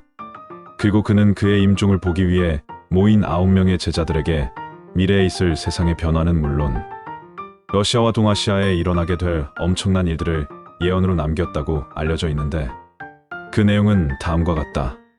모든 왕들은 신국의 왕을 따르게 될 것이며 모든 것은 신국을 중심으로 돌아가게 될 것이다. 그러지 않은 나라는 폐허로 전락하게 될 것이며 그것을 따르는 나라들은 모순 속에 부응하게 될 것이다. 러시아는 신국을 따르는 민족들에 의해 8개의 나라로 쪼개질 것이며 대부분의 땅을 적국에 빼앗기게 될 것이다. 그 중에는 영국 민족과 일본 민족 그리고 조선 민족 등이 있을 것이다. 이 전쟁의 시작은 조선반도와 가까운 러시아 동부가 될 것이며 일본이 잃었던 힘을 되찾을 때쯤 가장 먼저 러시아와 싸우게 될 것이다. 이때부터 러시아는 찢어지기 시작할 것인데, 이 땅의 형제들은 서로의 피를 갈구하며 굶주린 짐승처럼 달려들게 될 것이며 영원한 전쟁과 거짓말에 고통받게 될 것이다. 그는 한반도와 아시아의 미래에 대해서도 언급했다. 러시아의 쇠락은 조선반도와 아시아 전체에 큰 영향을 미치게 될 것이다. 일본의 기운은 나날이 커져 러시아의 동부를 집어삼키게 될 것이며 거대한 땅을 가진 대국으로 성장하게 될 것이다. 이때 조선의 민족 역시 러시아 땅의 일부를 얻게 될 것이며 이로 인해 그들의 영토는 기존의 몇 배로 커지게 될 것이다. 이 인류 문명의 대전환기에는 극동지방의 새로운 문명과 새로운 삶을 제시하는 신성한 별의 민족이 반드시 나타날 것이다.